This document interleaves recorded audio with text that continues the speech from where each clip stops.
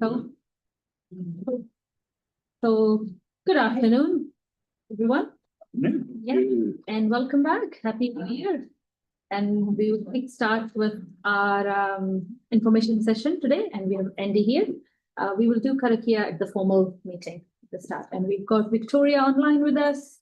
Hi, Victoria. Hello. Hello, hello. Oh, so let's get started. Over to you, please.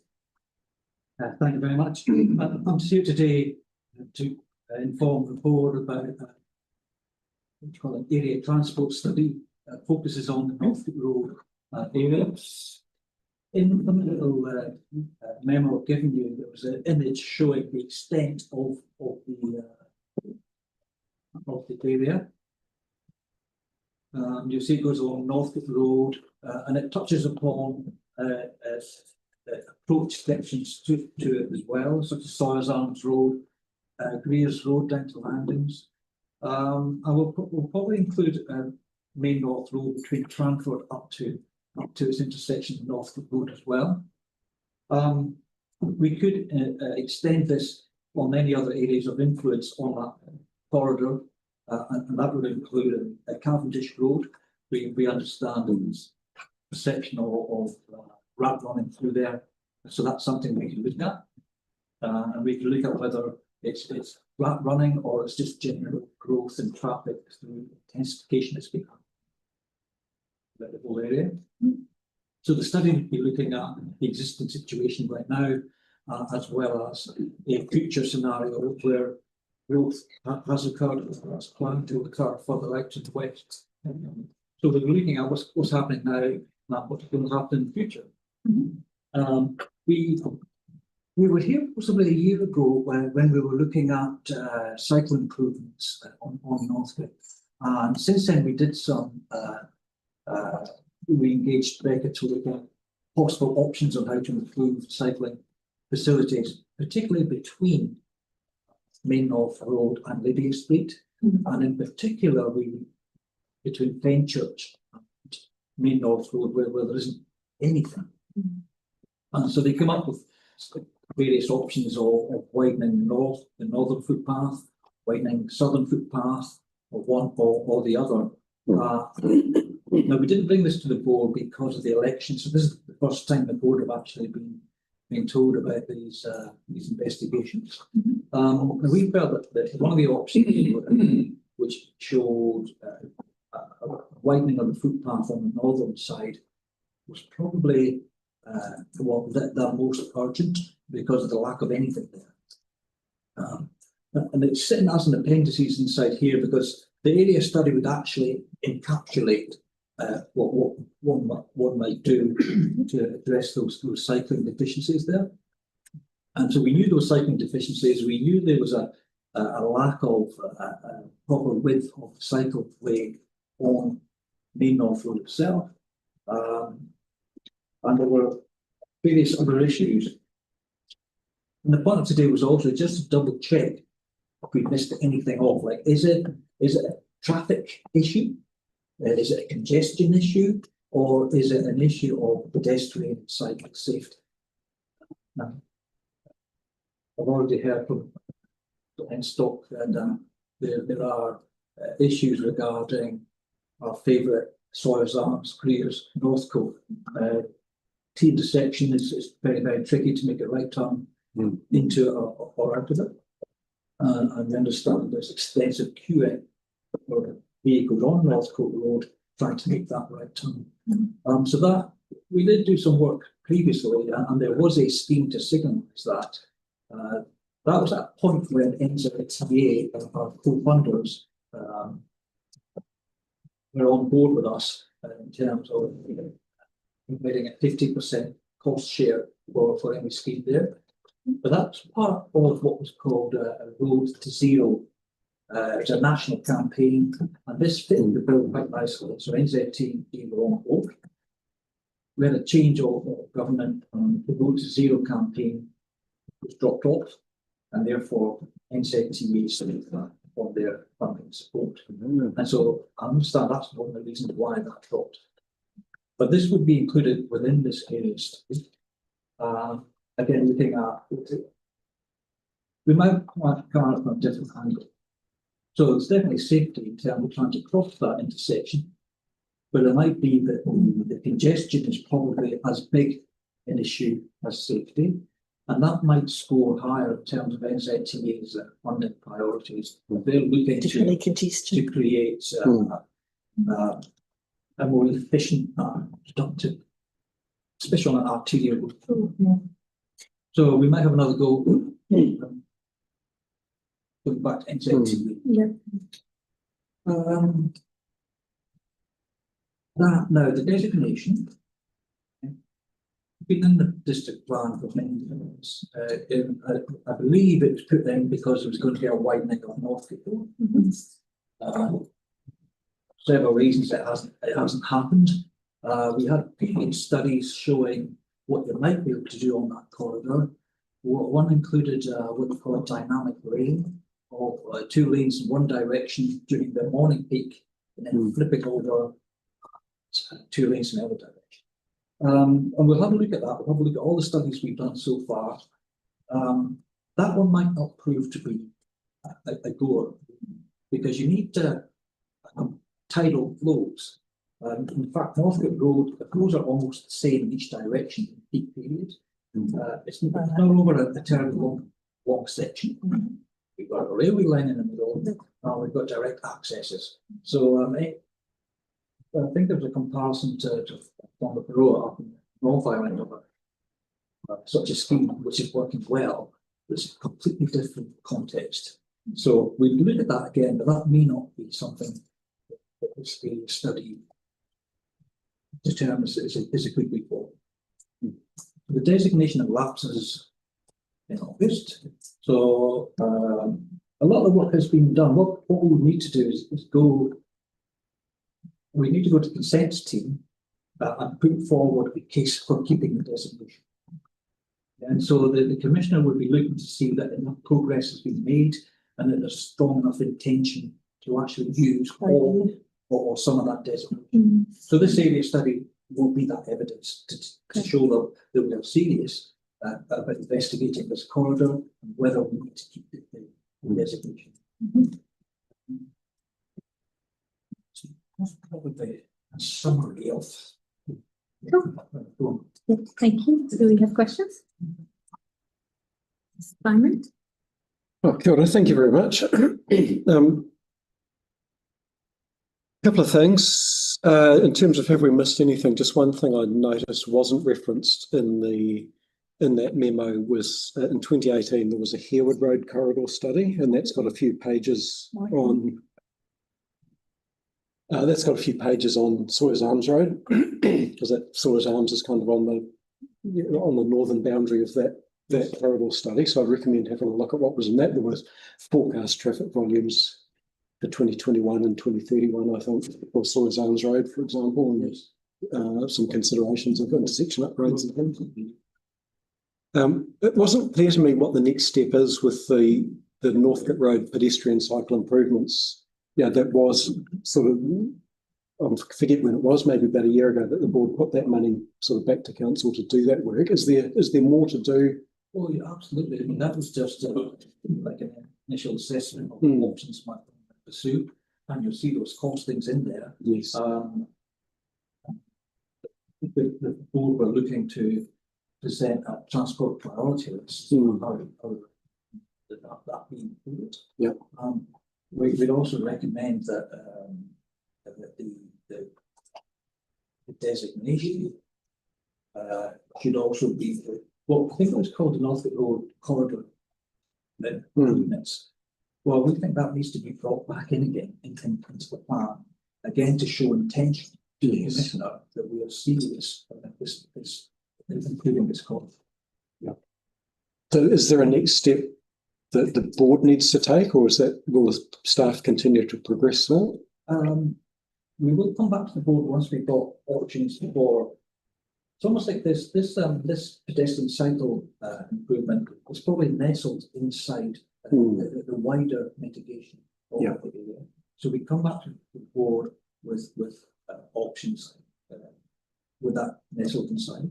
Okay. And specifically on the option 1B, that was suggested as a preferred or an option to consider. I just noticed in the layout approaching Main North Road, it shows a reduction in the right turn lane, I think, to fit everything in. It just, generally when Northcote Road, Kiwi2 Drive have a green, the right turners have a red arrow. And I'm just wondering, is that actually practical to have a shorter right turn lane? Well, that was keeping the existing, almost keeping the existing curve line as is. Mm. An expensive option would be push the shared path into the properties. Yes. And again, that's part of this designation. Do we push it back? Yeah. Okay. And my last one is, I would absolutely agree that congestion is a serious issue at Northcote, Greers, Sawyers Arms for most movements in peak hours, and which leads to safety issues as well as inefficiencies. But yeah, I'd certainly support council putting a case that there was a congestion issue to solve there to enter town. Thank you. Oh, thanks, Simon. I've got Victoria next. Ashley, Emma, and Colin. Thank you for that. I'm having a little bit of difficulty with the audio. About every third and fourth word drops out, so I'm sorry if I've missed something. Firstly, can I pick up on the designation issue? Thank you. You mentioned the next steps feeding into that designation and providing the, what was it, a business case or the pre-initiate phase to work towards supporting the designation application. Is that enough, or is there other work involved in getting a designation? I'm just concerned about the risk of losing the designation. No, that should be enough. If you can demonstrate genuine intent to use that designation, then the commissioner is likely to accept that. Yeah. And we can work with our consents team, almost like a pre-application. Work with our consents team to say, look, this is what we've done. Have we done enough? Have we done a robust enough case in your mind to believe that you guys can present it to a commissioner to make that decision? Okay, thank you. So in terms of the time frame, have we got sufficient runway to get this done prior to August? We're going to have to, yeah. Yeah. Okay. I mean, a lot of the work has been done, so it's a case of filling in the gaps and updating anything that has been done that needs to be updated. And what are the costs associated with this, and where does that budget line come from?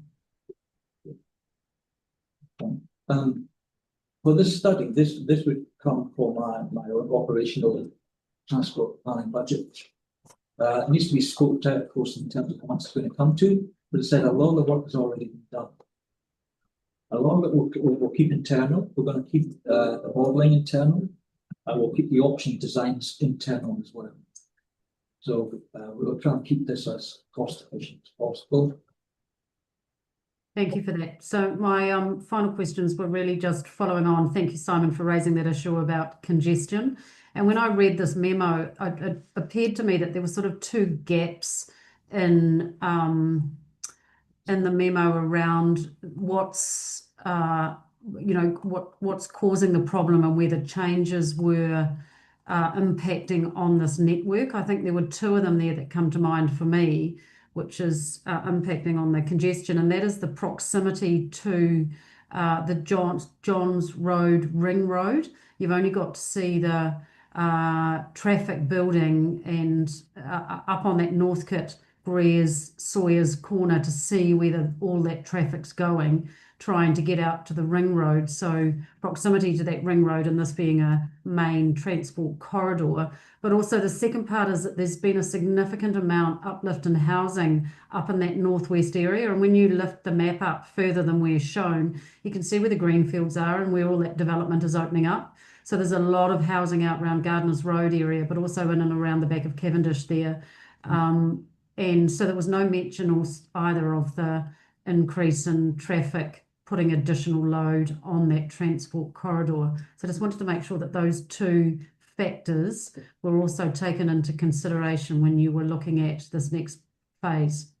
Yes, so we'll be using our new updated CAST model, which is a strategic transport model. It takes on board growth areas for future years. So we'll be looking at a future year scenario which includes the uplift in traffic associated with the growth. So we'll just cover the growth. Thank you for that. And then just picking up on the other issue that Simon's been talking about, I think we need to recognise there's actually two components to what we were looking at here. One was the short-term options for us to make some immediate changes and improvement in the pedestrian and cycle safety. And then the much bigger picture, of course, is the long-term options for improvement to that corridor. And I don't want to lose sight of the short-term options that we've got to improve pedestrian and cycle safety, particularly in and around the schools. Yes, so we can run those parallel, and we can develop the short-term option to a much greater level of detail to understand what's under the ground and what services are under there, what's the true cost. So we can run that parallel to the wider study. I'm grateful. Thank you very much. That's all, Sunita. Thanks. Oh, thanks, Victoria. Emma. I was just wondering why I'm seeing, a lot of it is around the safety of the schools, that the area of concern doesn't go up to or more Rangi Road, which is where the St. Bede's boys all level 2 schools down that road. So, the build up of cars going out of town at that time of morning, turning into Momorangi Road. Right, thank you. We'll take that. Thanks, Emma. Pauline. Oh, look, mine was just I don't know if you know the answer, but going back to when those St. Bede's boys came and made a presentation, and the photos they had on the north side, it's the lampposts that are right on the edge of the footpath and the footpath now. What can you do about that? Were you underground or? Well, without that's getting big. We've also got wooden telegraph poles as well, but that well located in Goodway. Yeah. One way, I mean, it'd almost be an interim solution. They're kept where they are, but the path is widened at least to allow folks to safely go around them. The ultimate, the final uplift of the area would probably see the underground of, or if not underground, they put it back with the platforms, so that there's a clear breeze. So the short term option, you'd have to bring in the property purchase to be able to do the short term. I would say then. The option we've got doesn't require that. Really? So it requires pushing out the curve, and that's where so Bridget mentioned that if you push out the curve, then you're losing the Push the curve towards the into the road, pushing the curve. Okay, it's your department. The option is to take them. Which means you can't do that until we ensure that we've got designation. Thanks. Thanks, Pauline. Mike. Thank you. Just trying to work out a couple of, I guess,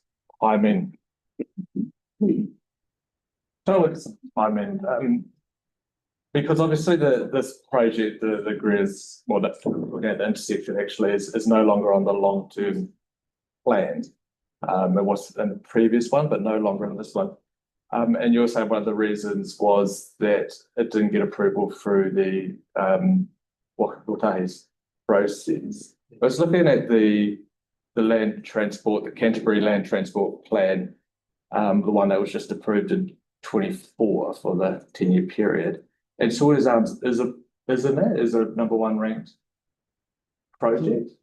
So did it not, after being ranked like really highly and approved in this plan, it didn't get any budget from?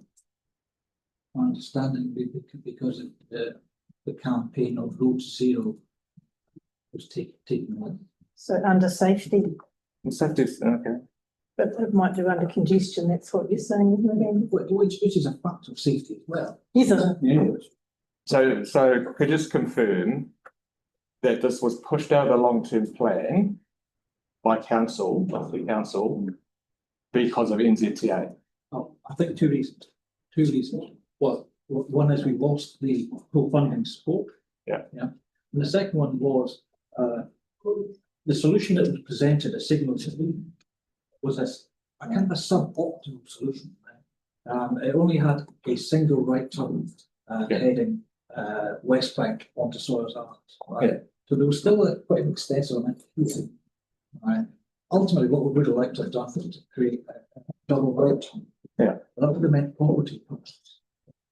So it's, Yeah. But we're talking about a funding envelope here, right, of millions of dollars that was sitting in council's long-term plan that has been pushed out past the 10-year period. And so I'm just trying to work out, was that done because of NZTA? And I'm trying to work out the timing of actually when NZTA said that they were no longer going to fund it, and actually the timing that council decided to actually remove the funding completely from the 10-year period. yeah, well, there's different levels of decision making. Right? Our team puts together the long list. Yeah. Then it goes through council, and eventually that long list is brought down to a short list. So the reasons why I went from a long list to a short list, I cannot answer categorically. I just understand that NZTV can do funding, and the fact that what we've got is a rather suboptimal solution of a single return, which would have required property purchase. So that starts to put the cost of this intersection to a certain point where the ratio between costs and benefits just doesn't stack up. Okay, thank you. Any more questions? Thank you so much, Andy, for your time. And if we have any more questions or comments, we'll pass through Mark to you. Thank you Thank you. for the work. Thank you. When do we get the next update? So we have got 5 minutes. No, when do we, from Oh, Andy, when do we get another? Andy, when do we hear back from you again? Well, we're going to start the scoping, and from that there will be a critical path. Possibly April. Okay, oh, really? We've got to really prepare it. That's good. Good. Thank you. Thank you. We will wind up our information session. We've got 5 minutes, and then we come back. Okay.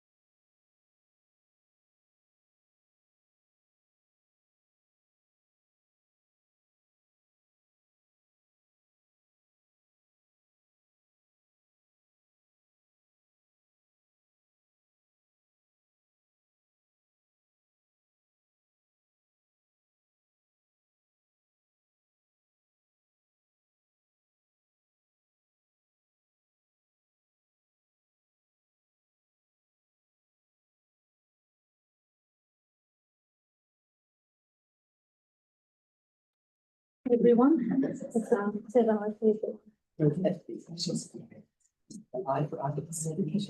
Oh, my God. Am I good? I think Okay. that's- Yeah. Can I please get everyone to stand up for our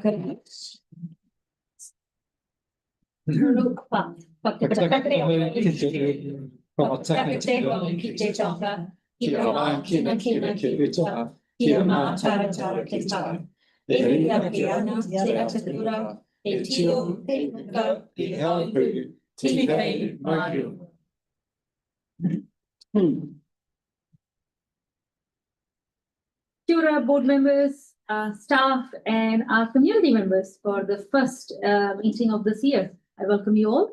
I just want to remind everyone that our meeting is on live stream. And we'll proceed as published agenda. So for first, I have got apologies from Victoria. Do I have a mover, please? Okay, Pauline, and seconder, Simon. Thank you. May. And all in favor? Aye. Thank you, carried.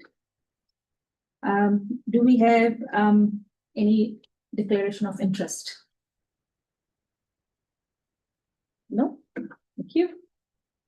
Can I please call for mover for previous minutes? Jake, and seconder? All in favor? Aye. Thank you. Emma. Do I have anyone here for public forum today? Oh, thank you. So we have got a bit of a list for our deputation today, and first I would like to invite our wonderful people from Phillipstown Community Centre Charitable Trust, Cindy Dadgipur and Brian Elfrest. They'll speak on behalf of Phillipstown Community Centre Charitable Trust. Welcome, Brian. Thank you. Thank you for the opportunity to speak today. My name is Brian Gilchrist, and I'm speaking on behalf of the Phillipstown Community Centre Charitable Trust Board in response to the council staff recommendation regarding the future iteration of the Phillipstown Community Hub. Sudi, our chairperson, is with me for moral support. While we acknowledge the work undertaken in completing the needs assessment, we are concerned that the recommendation to downscale to a smaller localized facility is not supported by the evidence presented. The assessment clearly identifies high social and economic vulnerabilities alongside strong and sustained reliance on the hub. The data show high utilization of meeting spaces and overwhelming community support, with 96% of respondents supporting a permanent community center. This level of engagement confirms the hub's role as an essential social infrastructure, not surplus capacity. The demographic trends identified in the assessment point to increasing, not decreasing demand. Population growth, a young age profile, high rental turnover, and a high proportion of sole parent and single person households are all indicators of greater need for accessibility, flexible communities, and community facilities. In communities experiencing high mobility and entrenched financial vulnerability, stable community hubs play a critical role in fostering cohesion, connection, and early intervention. The recommendation is particularly concerning given confirmed housing intensification under Plan Change 14 and the National Policy Statement on Urban Development. Reducing community infrastructure while residential density increases directly contradicts sound urban planning principles and risks deepening existing service gaps. With more people living in the area, demand for community spaces will, of course, increase, not decline. The hub's reach beyond Phillipstown should not be viewed as a mission drift. Rather, it reflects unmet need across the eastern suburbs and the hub's effectiveness as a trusted, inclusive connector. People use the hub because it is accessible, it's welcoming, and it's responsive to need, particularly in the areas where alternative facilities are limited or unavailable. The Trust Board is also concerned about the lack of consultation prior to this recommendation being presented to you folks. We had hoped that the trust would be consulted before the report progressed, yet that consultation has not occurred. This is especially concerning given that the trust is expected to be a collaborative partner in the hub's future. Meaningful partnership requires early engagement and shared understanding, not consultation after recommendations have already been formed.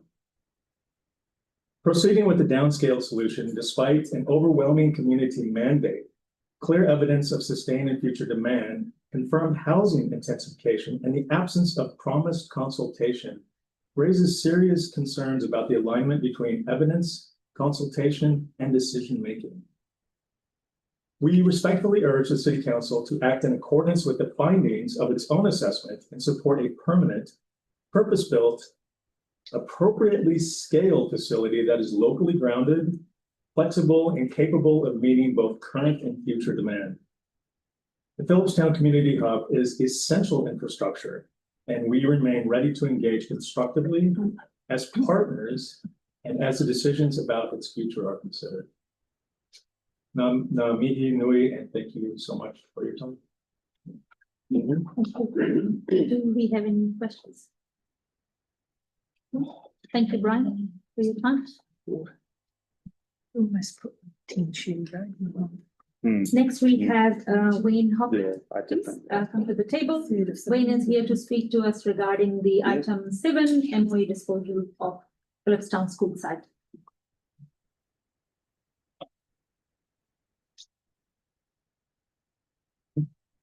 Well, first, thank you for the opportunity to speak today. This is something very close to home for myself, with this board getting set to make a formal recommendation to the full City Council in regards to the fate of the Phillipstown Community Hub. This is a personal deputation from myself, given my history with both the Trust and the community of Phillipstown. Researching the history, I would challenge council staff to fully investigate and understand how the original community centre the council have ownership of evolved. I was an original trustee of the trust that operated the hub and served as a trustee for 20 years. I was also on the school board of trustees for 20 years until it was closed by a previous national government. And also to date, I have and still live in the Phillipstown community. I have been there now for 45 years. At the time of the school closing, it was the Ministry of Education that actually offered the school site to the trust, and to which the trust jumped at the opportunity to salvage what in reality was already the primary community hub of Phillipstown, even though it was operating as a school. It still remains as a large green space within Phillipstown, but is unique in what this green space delivers in terms of employment, education, and most importantly, delivering free kai across the community. Reality, it now appears the ministry at the time needed a babysitter for this site to hide the fact that they may have only been land banking, something government is good at. During its time, though, it has evolved as not just a community centre, but now a thriving functional hub delivering services for many disadvantaged individuals and families from not just Phillipstown, but the greater Christchurch area as well. I do not believe with the wide and diverse range of organisations and services that are currently available from the hub, this can be replicated from a single site if the trust was forced to relocate and or lose the ground it currently occupies. I understand why some of the permanent tenants at the hub are having to start looking elsewhere. They need certainty, not only for themselves, but for all the individuals and families they work with. And even if they do shift, that could lead to even more issues for the people who utilise their services, especially around access, depending on where these valued organisations are forced to relocate to. When you look out to the backfields of the hub, you see what could be seen as one of the largest functional community gardens in Christchurch. These gardens are supporting and educating a number of community organisations and providing fresh fruit and vegetables to many who simply cannot afford it. Mara Kai is an amazing program started by the Trust that oversees the operations of the gardens, which I believe may sit on approximately 30 to 40% of the site being disposed of by the ministry. Annually, they spend $7,000 on seedlings, seeds, plants, potting mix, etc. They then invest $65,000 annually to engage staff and volunteers to deliver this amazing program, creating both employment and educational opportunities, teaching community members how to grow this amazing kai for both themselves and the wider community, while also investing $8,000 annually for the capital resources needed to deliver not only the program, but more importantly, provide so much free fresh fruit and vegetables that is gifted to so many families across the city who could otherwise miss out due to the cost. This land is critical to the survival of the hub and what it delivers. How can anyone think it's a good idea to simply take this away from individuals and or families, especially now at a time of need, as surely when people's health, both physically and mentally, are currently being supported by the hub. The community hub and still gives so much to so many across the city. I believe it is time for the city to step up and give back to this community, especially with the council now allowing high-density multi-storey housing units being built in the community, with the majority unable to support backyard gardens to which potentially residents can grow their own kai.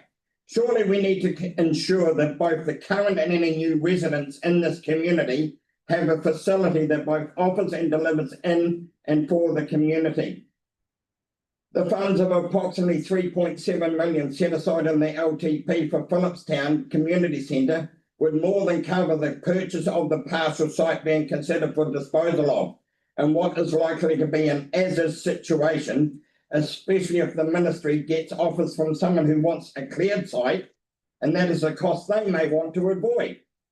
Alternative option that you could also be considered and put forward is the City Council do a land swap of equal valuation and adjust the 3.7 million in the LTP just down to 1.7 million, spend that 2 million elsewhere in the city, and then just leave 1.7 in the council coffers to assist with any upgrades of the hub buildings and grounds. I see this as a win-win all round, with council being viewed as having both seen and listened to the community and what it needs, and would allow the trust to relax knowing they have been heard and they can, along with the community groups, utilise this site, being able to continue to deliver needed and important services to many, primarily in Phillipstown, but also others from the surrounding districts around Christchurch. Or dare I say it, do council put forward a case to the government to consider gifting the land to the council and community, something they have already done elsewhere, so would not set a precedent.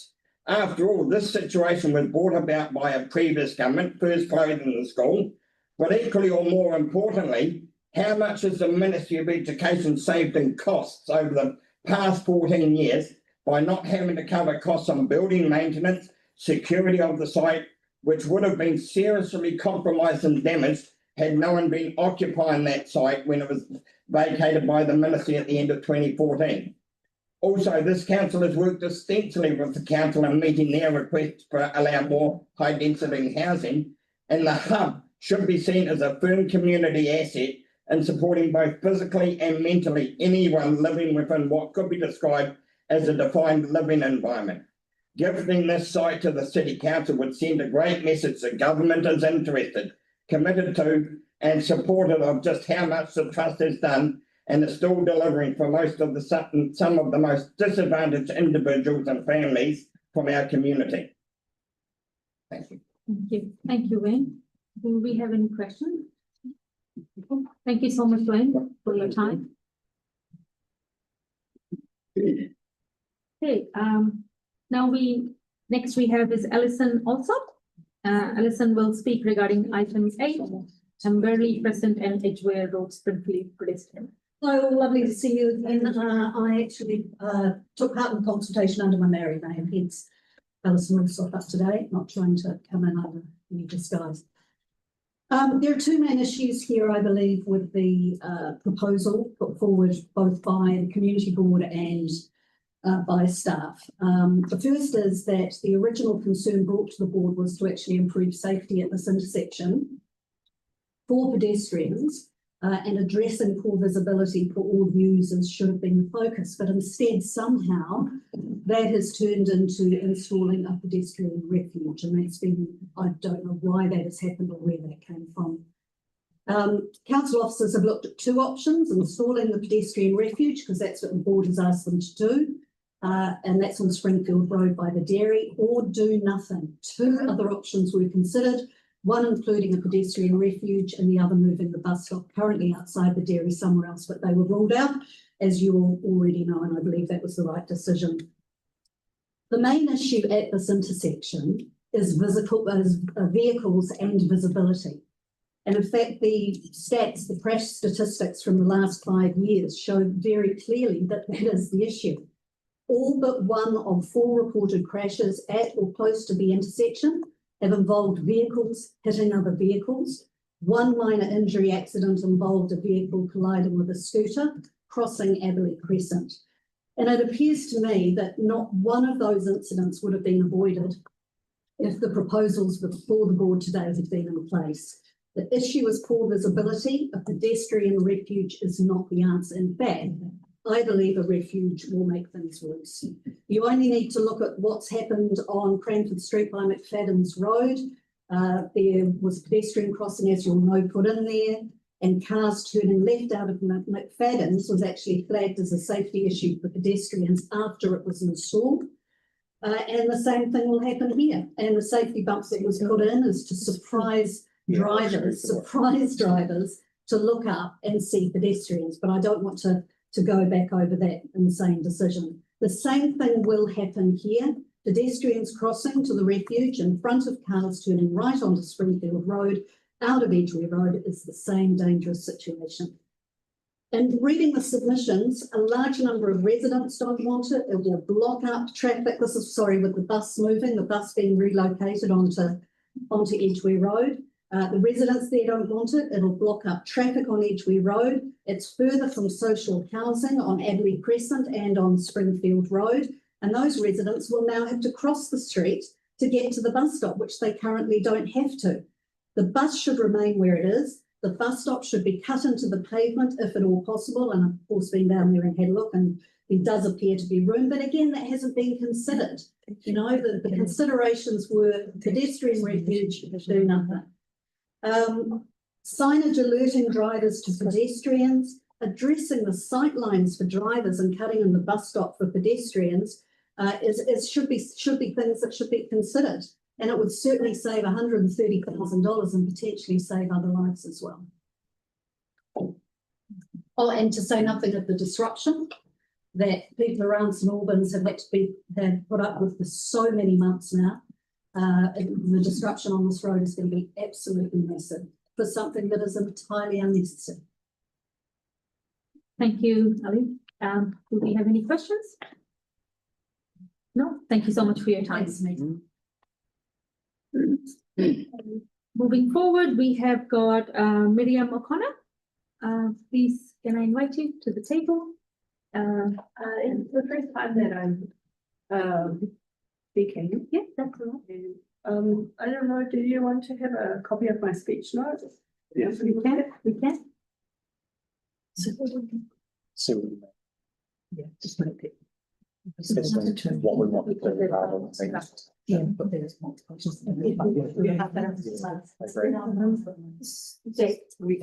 Thank you. You're going to write that for me then. Yeah. Yeah, I'll show you. It's not the garden. Yeah. Yes. Alison, can you press the button there? It's got a little face on it. Face, yeah. There you go. Oh, thank you. You've got 10 minutes. Yes, it is. Yeah. Good afternoon, everybody, and thank you for the opportunity to speak with you today. And my name is Miriam O'Connor, and I've lived at the corner of Springfield Road and Edgware Road since 2010. Actually, just a few weeks before the major. I use this intersection every day and I'm mobility impaired due to arthritis. So changes to safety and access have a significant impact on me. I support the goal of improving pedestrian safety, but as currently designed, this proposal will reduce my safety, reduce my ability to live independently in my home, and create serious financial consequences without addressing the real problem, which is vehicle speed. My house is only about 1.5 meters from the front boundary. And although there's a footpath between the fence and the roadway, the setback is extremely small. If the current on-street parking is removed, moving traffic will sit directly beside my home and the 2 front bedrooms, increasing the nighttime noise and vibration. I also generally park on Edgware Road beside my driveway. That's exactly the place where you are thinking of adding an extra bus stop. Because of my mobility impairment and because my driveway is on a slope, this is the safest place for me to get in and out of my car to unload groceries and to do basic maintenance like adding oil or water to my car. Losing this space would make daily life significantly harder and at times unsafe. The proposed new bus stop outside number 5 Edgware Road is a major concern. It sits directly beside my driveway, where sightlines are already limited. A bus pulling out or in there would make it dangerous for me to exit, and dangerous for drivers turning left from Springfield Road. That means the drivers going east, turning left into Springfield Road. I have personally observed 1 or 2 crashes a year at this intersection, and one of those did end up in my fence. I have also looked at bus stop spacing along Edgware Road. The current distance between the stops, that's eastbound, heading towards the Palms, is the current distance is 460 meters, which fits in the common urban standard of roughly 300 to 500 meters. Adding a new stop here would halve that spacing to around 230 meters in each direction.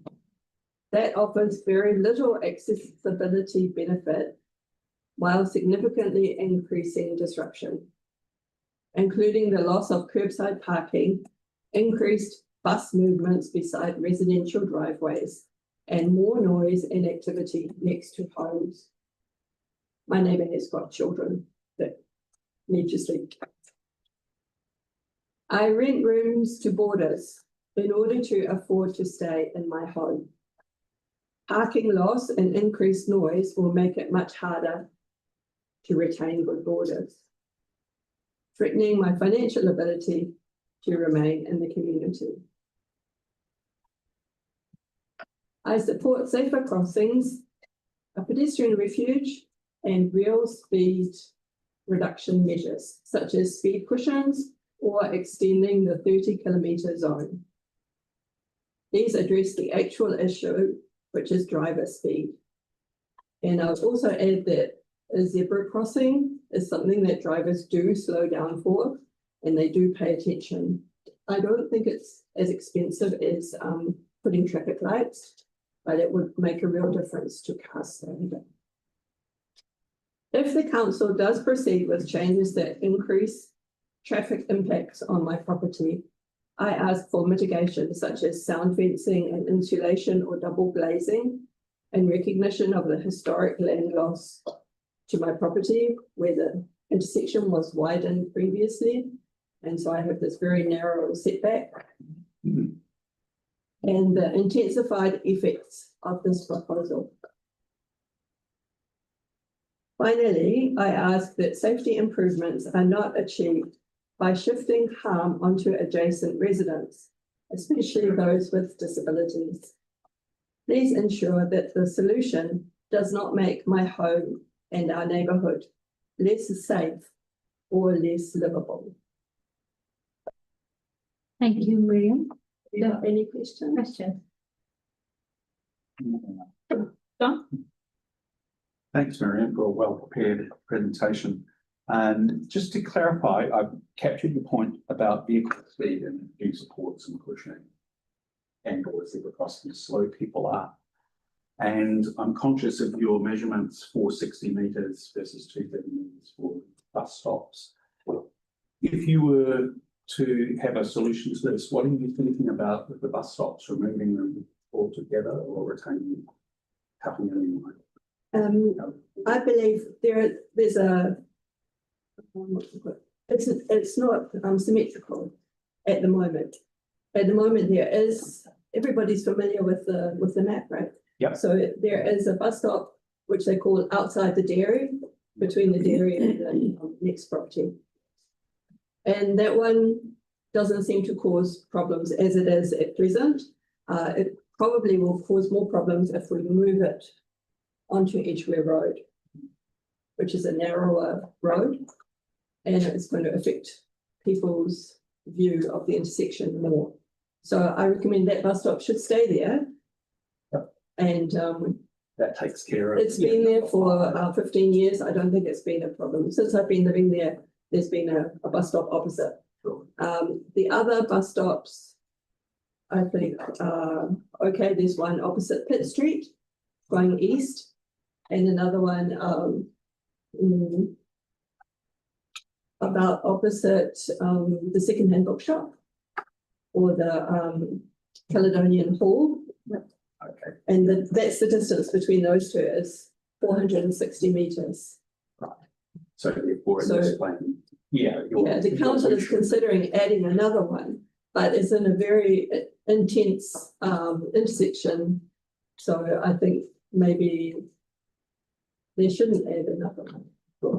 Yeah, kind of preparing what we'll be talking with staff. So does it make sense? It does. Yeah, it does. Thank you. If I had the deciding vote, I would paint the zebra crossing, because I think it's something that a lot of drivers have grown up with, the idea that you do not squash people on pedestrian crossings, and you observe them if they are there. It's part of passing your driving test. That you can't go onto a pedestrian crossing. Whereas at the moment, I mean, I'm also a driver, and I know what it's like on Springfield Road. People are just focused on how fast can I go. How can I avoid the parked cars? How fast can I go to get onto Bellier? Or how fast can I go the other way? People are just thinking like commuters as if they were on a motorway. You're finding that more of the drama is just the speed coming down the Springfield Road. So are you feeling more is happening coming into Edgware, or there's two kinds of drama. The major speed is, of course, the people that want to travel through on Springfield Road, either going south or going north. But the crashes are coming usually on the sort of T-junction from Edgware Road. Somebody's trying to turn right onto Springfield Road,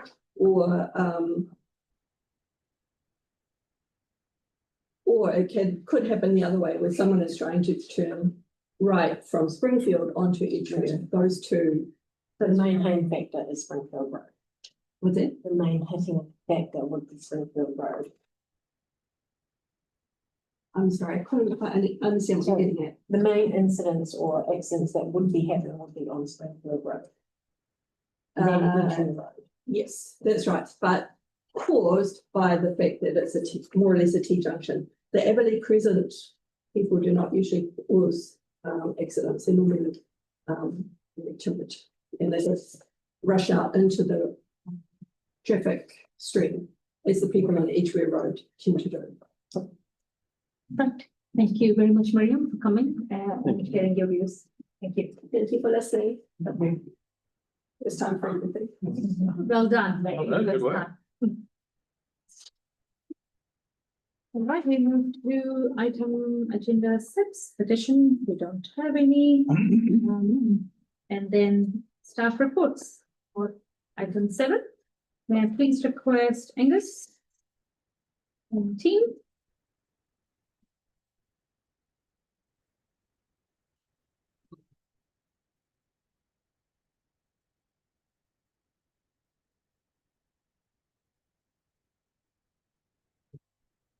Please, hi Claire.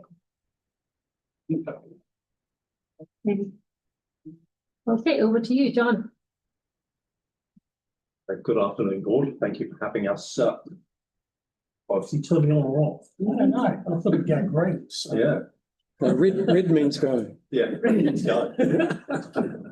Good afternoon, good afternoon, everyone. I'm just going to start with a few points, and then leave the report as read, and we're happy to answer or explain any points the board may wish to make. So the Phillipstown Ministry of Education have decided to dispose of the site under Section 60 of the Public Works Act. Council have a decision to make whether they wish to purchase any or all of the land for a defined need. It's a good sized site. It's zoned industrial, and it's in the middle of Phillipstown, across the street from Lancaster Park. The Phillipstown hub has gone. The Phillipstown Community Trust made the decision when Ministry of Education decided to sell, to close the hub, and we included. We asked them for confirmation of that. We included a letter to that effect in the report. It's attachment A or B or C. I'm quite to remember. The trust have advised that they are going to keep going as a trust, but in order not to give up their tenants any uncertainty, they decided to wind up the hub. In our response to the notice to dispose, we've completed a needs analysis. We've looked at the land. We've got a appraisal of the buildings on there. We've looked at possible contamination and basically done as much due diligence as we could do in the time frame, which is, you can see was quite tight and coincided with the Christmas holidays. So just hats off to Angus, who stayed behind by himself and did most of the work. The needs analysis sort of concluded that absolutely there's a need for a local facility. They noted that since the Quakes Council have completed a number of metro facilities, and closest to this one, suppose you can include the multicultural centre and community house. The council have also recently completed a community facility on Lancaster Park, which is probably the closest new one. In the needs analysis, Claire compared a number of other local facilities, the size of them and the populations they serve. We had a look at one in Waltham and Addington and a few more. The buildings on the site, one is very poor, as you know. The other has a lot of deferred maintenance. It's an ex-school building. It hasn't really been upgraded for a considerable time, and I guess in our view it remains an old school block. It's been very, very useful and productive to house the hub, but for a long-term community facilities, our report understands some challenges in there. The finance-wise, the report says in 2030 we have about $3.7 million, and please note the report says that's inflation adjusted. So if you bring it forward, you take off the inflation adjustment, so it'll be proportionally less than that. We have sufficient OPEX, we think, to maintain and look after a smaller localized facility on the site. without going back to council and asking for more. We've absorbed the OPEX on Shirley facility, the Lancaster Park facility. We can probably do a smaller community facility in Phillipstown, but anything more than that, we're kind of pushing it to the limits. So the report recommends a two-phased approach. One, to secure a localised facility on the site, a lease, extended lease on the existing facility, and secondly, to purchase a portion of land sufficient to house a local facility and ultimately pick up the existing facility, pop it on the new site, or do something else. Time will tell. That's a very, very broad brush summary. A lot of detail in the report, a big report, quite technical. I think we're happy to answer any questions or debate the board might wish to have. Thank you. Thank you. Do we have questions? John will have a couple, but around the requirements for acquiring using Section 50, isn't it? How prescriptive do we need to be about the community use? I think we've acquired land in the past without much of a defined use, but we've just kept it in perpetuity, knowing that green space in a certain area may be rare, hard to come by, and we want to lock that away for future. Yeah, exercising the Section 50 obligation the Crown has with us is quite different to us purchasing land for public works, because sitting down the daisy chain from us are previous owners in Waitahu. So we can't just purchase land with the intent to on sell it or do nothing with it. The Section 50 obligation requires us to acquire the land for a public work, and we would need to identify that up front. So that needs to be a good majority of the site. Right. Yeah. Cool. Thank you. Chris, just supplementary to that, Section 50, there is provision for other local authorities, and also, as I recall, under clause 10, educational providers such as polytechs, universities, COPSOL, and private institutes training, skills training. Now, I know it's been a short deadline, but burning the candle at both ends, but what amount of scope is there for having co-purchases for this, broadly speaking, in order to acquire the land, or put together a package of acquiring land in conjunction with other purchasers who are bona fide under Section 50? Yeah, so in the first instance, MOE circularised the obligation to all other bona fide purchasers. So they've engaged with other public entities that would be able to exercise Section 50 option, and council was the only one that stood up and said we're interested. So no one else has.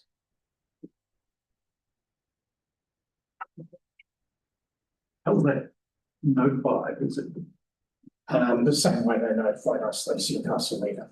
okay? And they would have sent that out. They will have a list of public entities, and they would have sent that out to everyone. Yeah. So they sometimes put it in the press statement in the public notices. Yeah. Often those things just aren't noticed even by larger organisations. Yeah, we noticed it because of that. Yeah, I know we received a letter, and I know they've sent similar letters out to all the other public entities. Whether they, I'm not aware that press advertising. Thanks, John. Mike? Thanks for the report. I just got a question around 6.10, the impact on mana whenua. I assume the answer to this will actually further potential agenda items in the future. When you say it does not involve a significant decision in relation to ancestral land, how do you determine that it's not ancestral land? I'm just like obviously in the past, there used to be a stream that ran close to the border, and obviously Nigeria probably could have had some fishing settlements along there. I'm just wondering, how do you determine that there was no ancestral land there? We would have looked at the ownership history and talked to our treaty team as well. But So they would know where Nigeria is. well, yeah, possibly not. Yeah, I would have just looked at the nature of the land. But and I don't know whether Nigeria would have a record of that.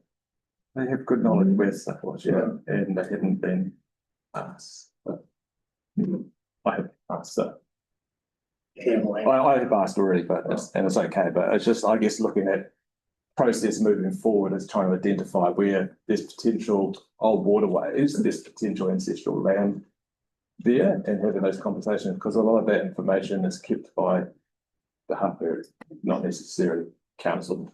So it's ensuring those conversations are ahead. Bear in mind in this instance, we're under a Section 50 obligation, we're not the seller of the land. I understand that, but the question there would be, if it was ancestral land, actually, should we not therefore allow it potentially to go to Ngāi Tahu instead of actually taking ownership of it? That's another question to ask, and yeah, and you'd also have to be cognizant of the fact that if we waived it with that intention, the Section 40 obligations would take precedent before that. So there's no guarantee that if we waived our right to would land up at the third right. Yeah, but then it would be, I guess, potentially conversations that could be had if we actually identified something before we, I would have thought in an instance like this, if Mount Whenua thought they had a claim to the land, they should address that directly with the Crown. Only if, they know, right, that it's coming up. But that's all good. John, again. Am I allowed not again? Okay, thanks again, guys. The recommended option 1, the land area and indeed the proposed building area is very, very, very, very small by comparison with even the community use, local community use space at the moment. How did you arrive at that particular, choosing that particular site and not something bigger? Notwithstanding the OPEX. That was commensurate with the needs analysis and the look at other local community facilities. By other local community facilities, and the cross checks adding to what we mentioned before. Okay. We also looked at that site because it was immediately the other side of the road to the reserve, and it felt that it was best placed on that whole site for a community facility due to it being across the road from the reserve. The nicer side, and it is indeed across from Cross Reserve. It's not across the road from Lancaster Park. Just for the record. One of the factors was the southwest corner of that site faces into an industrial area, whereas that site faces more towards residential and market use. So we thought it had a better appearance and aspect. Okay, now I have a question to John, I think, regarding the inflation adjustment or the reverse inflation. I take it, how does that work? Do we look at a CPI average and then decompound it for 4 years? Yes, I'm not a finance manager, and there is a formula. And so what we do is, to avoid confusion, we always quote financial figures with the inflation adjustment commensurate with the year that they're in. But to unpick that, we need to take advice on the amount we were looking at and the year, and we get a finance manager to have a look at that. Together with a crystal ball. That's right. Yeah, that's right. So if you think about it one way, each year inflation is added. You can see that in budgets over time. Sure. So you just reverse engineer it, I think the question you're asking me, and you're right, yes. Yeah, indeed. See, 2030 sounds a long way away, but it's only 4 years. So it might take a 3.7 to 3.6 or something like that, 3.5, 50. Cool. That's mine, yeah. All right. Thank you, John and John. We have got a motion from Jake. Can support a mover? And please, everyone we can make it bigger.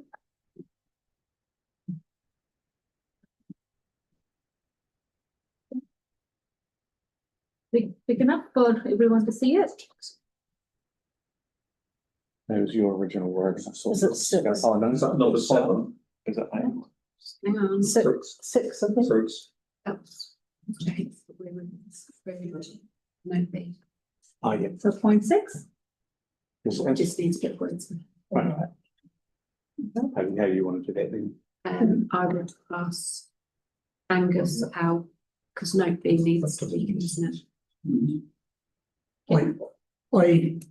My view is that they shouldn't be a noting provision. It's the board recommending the council makes a decision and passes a resolution. I think A is appropriate as a noting provision, but B. B up into the recommendation, yeah. For the council to actually make a decision and pass a resolution. Happy either way. I mean, I would have thought it was kind of inherent whenever buying a bit of land that you would have to look after it. Yeah, but the issue here that resolution provides for is that there is no funding source. So as John said earlier, a local small community facility relocation of this house, the management and operation and maintenance of that could be absorbed in budgets. Right. But having the larger buildings, school buildings with deferred maintenance, remedial repairs, higher operating costs is not provided for anywhere. Happy for that to be included, and before we get to council, there'll probably be a bit of debate about what that figure and liability looks like going forward, but that's something we can do tomorrow. Yes, I suspect if the board pass that resolution, we will over the next few weeks try and put a figure to that. Yeah, working with trust as well, because they have been operating largely, right there for. Yeah, the first off is what money do we need in our budgets to support that purchase and ongoing operation of the buildings. But yes, we will be working with the trust in the first instance to see if they could be the operator of this facility. Okay, yeah. I'm happy to second unless one of the local. Yeah. Yep. You want to do it on Just stop, Yep. just. 7B becomes 6C. 6C. Yeah. Yeah, that's what we just said. It can't be a loading provision. It needs to be. That's what we're saying. The board is recommending to the council they make this decision. I guess the board only recommending. But as an and after there. And Oh, right. yeah. Excuse me, for my benefit, Yeah. could you just scroll up a bit so I can, when you finish the Yep. read what's, yeah, thanks. That's gonna check if we need to delete C if we're not done. Yeah. 3C, we wouldn't be wanting to do the lease of the other building. It might be helpful if we could see an image of what's being proposed. Yeah. Here it is.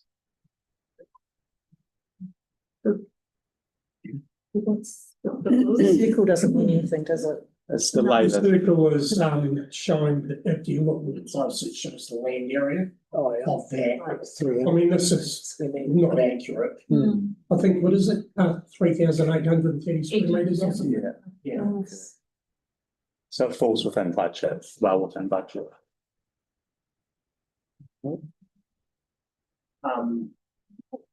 Yeah, I think falls well within budget, might be generous. It would probably take you to the limit of your budget. Bear in mind also, and happy to have the conversation in this public meeting about value, but we've had the site valued. But that's our valuation. When we go back to the Crown and express an interest in buying it, they will get their own valuation. We will get ours updated and will be a negotiation. So if we could, I'd be saying it's prudent to say there could be a 20% difference in value.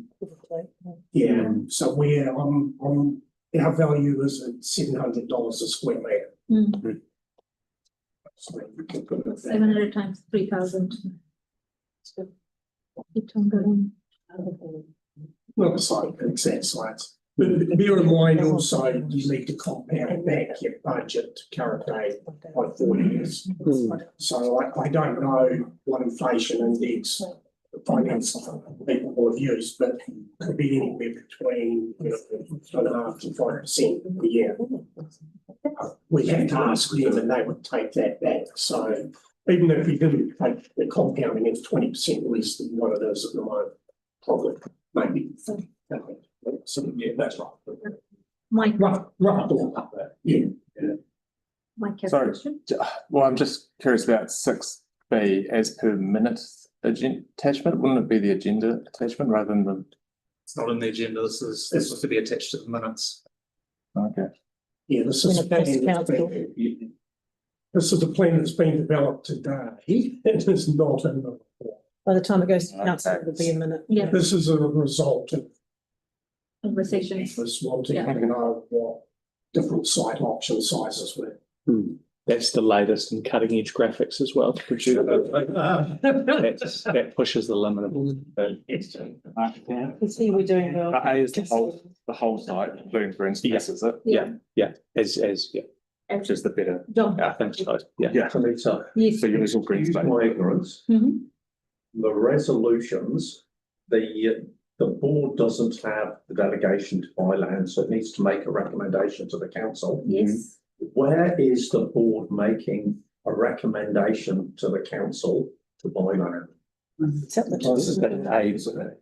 It's to the Everything. Everything that it receives finance and performance committee. Yep. notes that for the significance. Number 3, that's a noting. Yeah.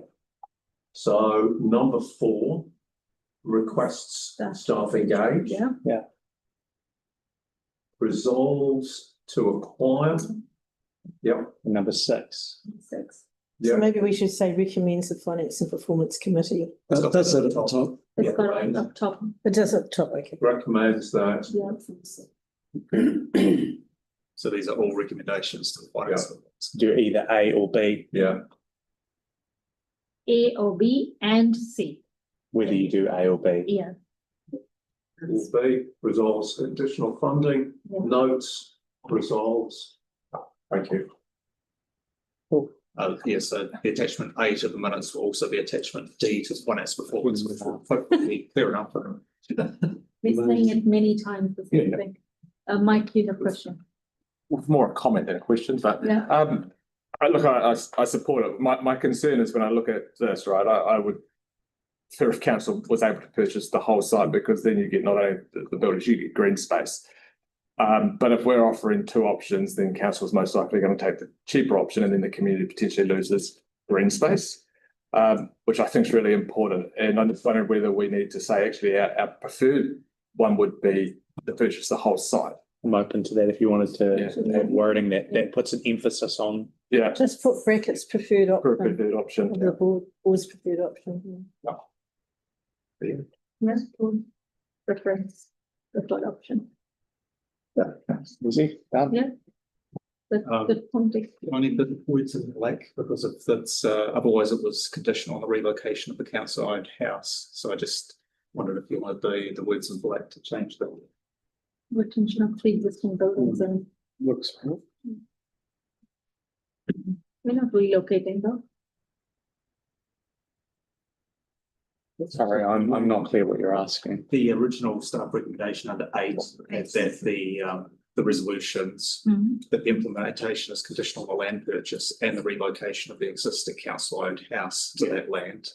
I suppose the main thing is that you just are being achieved within the budget. Yeah. But if you're not looking to relocate, the board's not looking to recommend relocating the existing council owned house, then either we just delete that, or do we just add in instead retention of the 3 buildings within that area that you're looking at?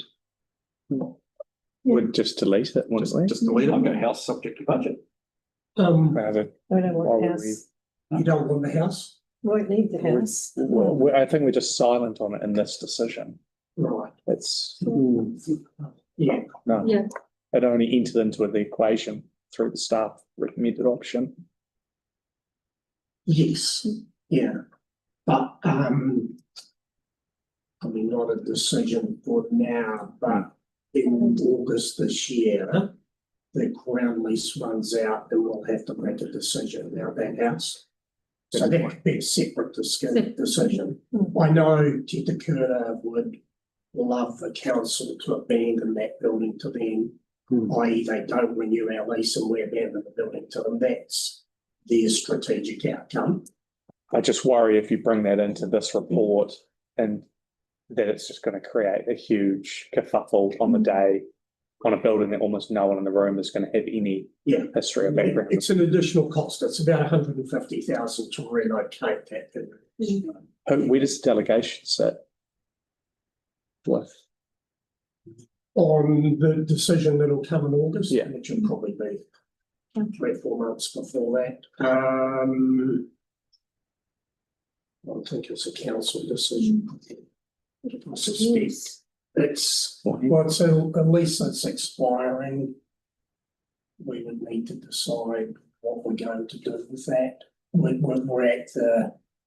be at the whim a little bit of the school. But in their preliminary indicated they didn't want to renew the lease because they want the site. I think this recommendation should just delete it, and then as part of your staff rec, it's still included it tidies that up if the staff rec. Well, we can deal with that when it comes around. Should be a few months time. Yeah. But I'm happy to deal with that as a separate matter. Yeah. If you don't feel that the building's needed. For the outcome. No. Not at this stage, I would say. Yeah. Are we happy? Sure. I'm not going to apologise this time. The resolution 8, so resolves that implementation is conditional on the land purchase being achieved within current budget provision. So we know that the board's preferred option can't be. Why not? Because, because we're Australian and we've got. Three. See, this was predicated on our option. And being able to do it within our budget and giving me the delegation and giving me a framework that I don't spend too much money over budget. So it's probably not necessary now. Yeah. But it's the council an indication that the board would prefer a whole lot, and so it gives the council the opportunity, not that I'm saying this would happen. But the council could say, well, let's just find some more money out of this pot over here and chuck it in and buy the lot. But it gives an indication of where we're sitting, so I think we could be, because we're not instructing, we're just, recommending. So should we just delete 8 then? It's just not. No, I think we should leave it in because it gives an indication of what we actually do want. Retention of building. Oh, sorry, I was talking A. It will be in the staff resolution, I would say. which will go forward in the report. It won't be in the board's recommendation, and it's probably in accordance with the board's resolution. Yeah, cool. Because Well, I the think board's resolution requires more money that's budgeted. it does. So we're all, well, at least B passes. But we're happy just to delete the small building on the other parcel of land. So all of I that. think you need to delete. So the current budget delete provision. 8. Yeah, well, it's in tolerance with. Otherwise, we're giving 2 messages at the same time, which is. Cool. Delete that part of the notice provision. And John, we've done 2 chocolate fish. Just want to apologise. Yeah. First time in my ignorance. Okay. You're happy, Jake, you're happy, and John, you're happy with the wording?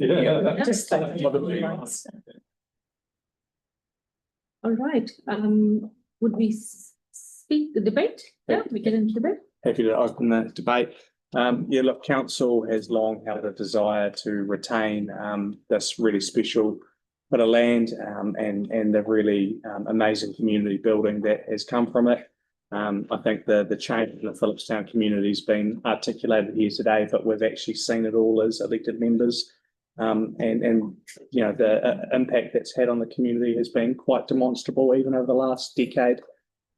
So look, really, council has long held a desire to protect this bit of land and the activities that go on there, and for the community board not to at least push for that desire would be derelict in our duty. So I'm really happy that we're pushing for this as a preferred option, but we're also being pragmatic on the other hand and saying, look, you know, it is a big parcel of land. We will put up an option to the council that does fit within budgets, and hopefully the debate will be good, robust and strong on the day, and either the community will get a great outcome or they'll get a really good outcome. And I think that is something that I look forward to. Yeah. Thank you. Yeah, I think everyone that's put the amount of thought that's gone into this over a particularly compressed period of time as this has come to a head. I think that this is really important. There are a couple of things that set this site or this community hub apart from other places. And one of those is that it has a history. We've got to reflect back on when the school was kind of taken out of that community and say, oh, you can all go off to Wolston now. And there was a determination that indeed that decision was made without due consultation.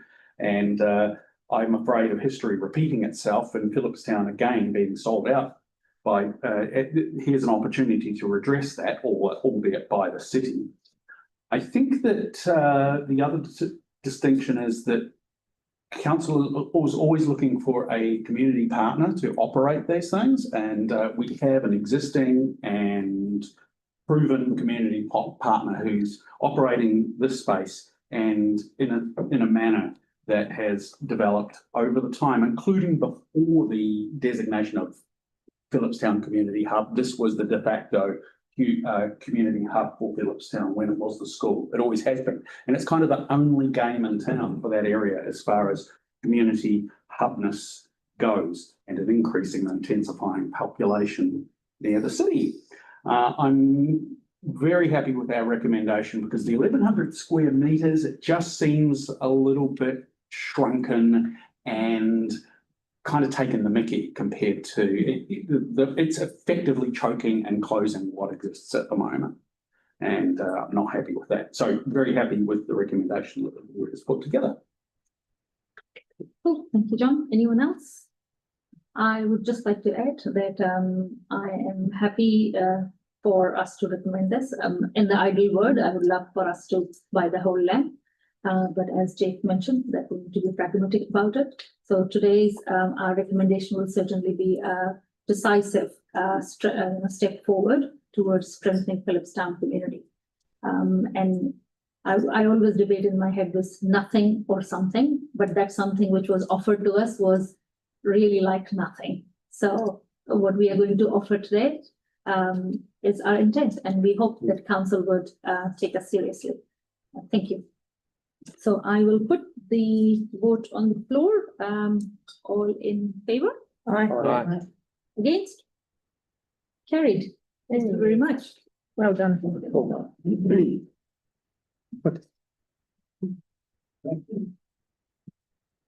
Okay. Moving forward, we have item agenda number 8. Amberley present, and which we're like to invite Lachlan on the table, please.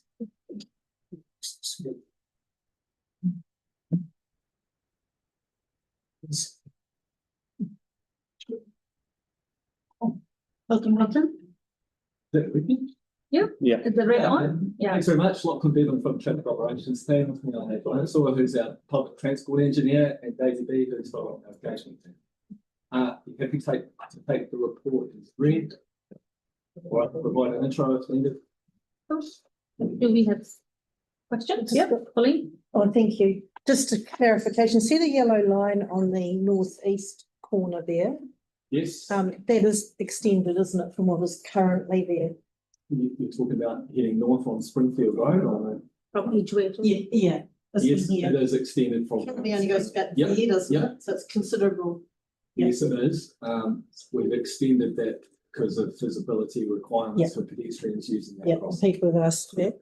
And then also, if there's a bus there that is turning left, going Yes. along and left into Edgware, there's no room for a car to pass that and carry straight ahead through the intersection now with that refuge there. So if, because people are saying that, car turning right out of here, and something's turning left and they're just going and then a car's coming past and hitting it, but I would imagine if something's turning left here, there's not room anymore to pass it, is that correct? But there's probably not sufficient room to. It's not really an opposed movement because it has priority all the time. The left turner has priority over the right turner. In the road. Right. It's unlikely to be cases where there's actually waiting there. Cool. Mike, Thank you. Thanks. I'm a little bit concerned that you said probably. Because I think this is really an important part of this whole design, because when this came to the board in 2018, what we were being told was actually cars were going around, cars trying to turn left, and then cars were coming across from Edgware Road onto Aberley and being T-boned. And so I've got a couple of concerns, I guess, is like, if a car's turning left, can a car go around them and fit through the refuge or not? And so therefore, are they blocked with visibility? And if not, is there potential that they'll actually try and overtake them, not realising there's a pedestrian refuge and hit the refuge with a pedestrian on it? I think because of the tracking requirements, people will not be able to turn very well if they pull right next to the curb to undertake that maneuver. It's actually really the tracking of buses which is dictating the geometry. For example, we've had to move the island, median island on the Edgware approach in order to accommodate left turning buses from Springfield Road. So that's really what's dictating the position of both islands. Yeah, it's the tracking requirements for buses. So I guess if a car is turning left and hugging the left curb there, can a car get between that car? Will a car try and pass it? I don't remember the exact measurement from the top of my head, but I believe it is around 5.9 metres. If a car is able to get in really close to the curb there and overtake that turning maneuver, then there would still be space for someone to squeeze by. And do you think there's a risk that cars may try and go around cars turning and then go into the pedestrian refuge? I think if they are doing so, it's quite a constrained environment because they'll be squeezing between the island and the vehicle. Likely to do so, restricted from being able to do so at speed. Okay. And do you know, I guess, the reports from back in 2018 and the risk that was identified? Does this remove the risk of vehicle crashes? It's primarily focused on pedestrian improvements. I think undertaking some of those pedestrian improvements, it does offer some kind of complementary treatments that will improve vehicle safety. Because we've now got the island there, it's tighter for vehicles turning in the left turn into Edgware Road. We've also provided that dedicated right turn bay for turning into Edgware Road. Inherently placing something within the middle of the road also has the effect of narrowing the road up and people taking care passing through the intersection. So there are complementary.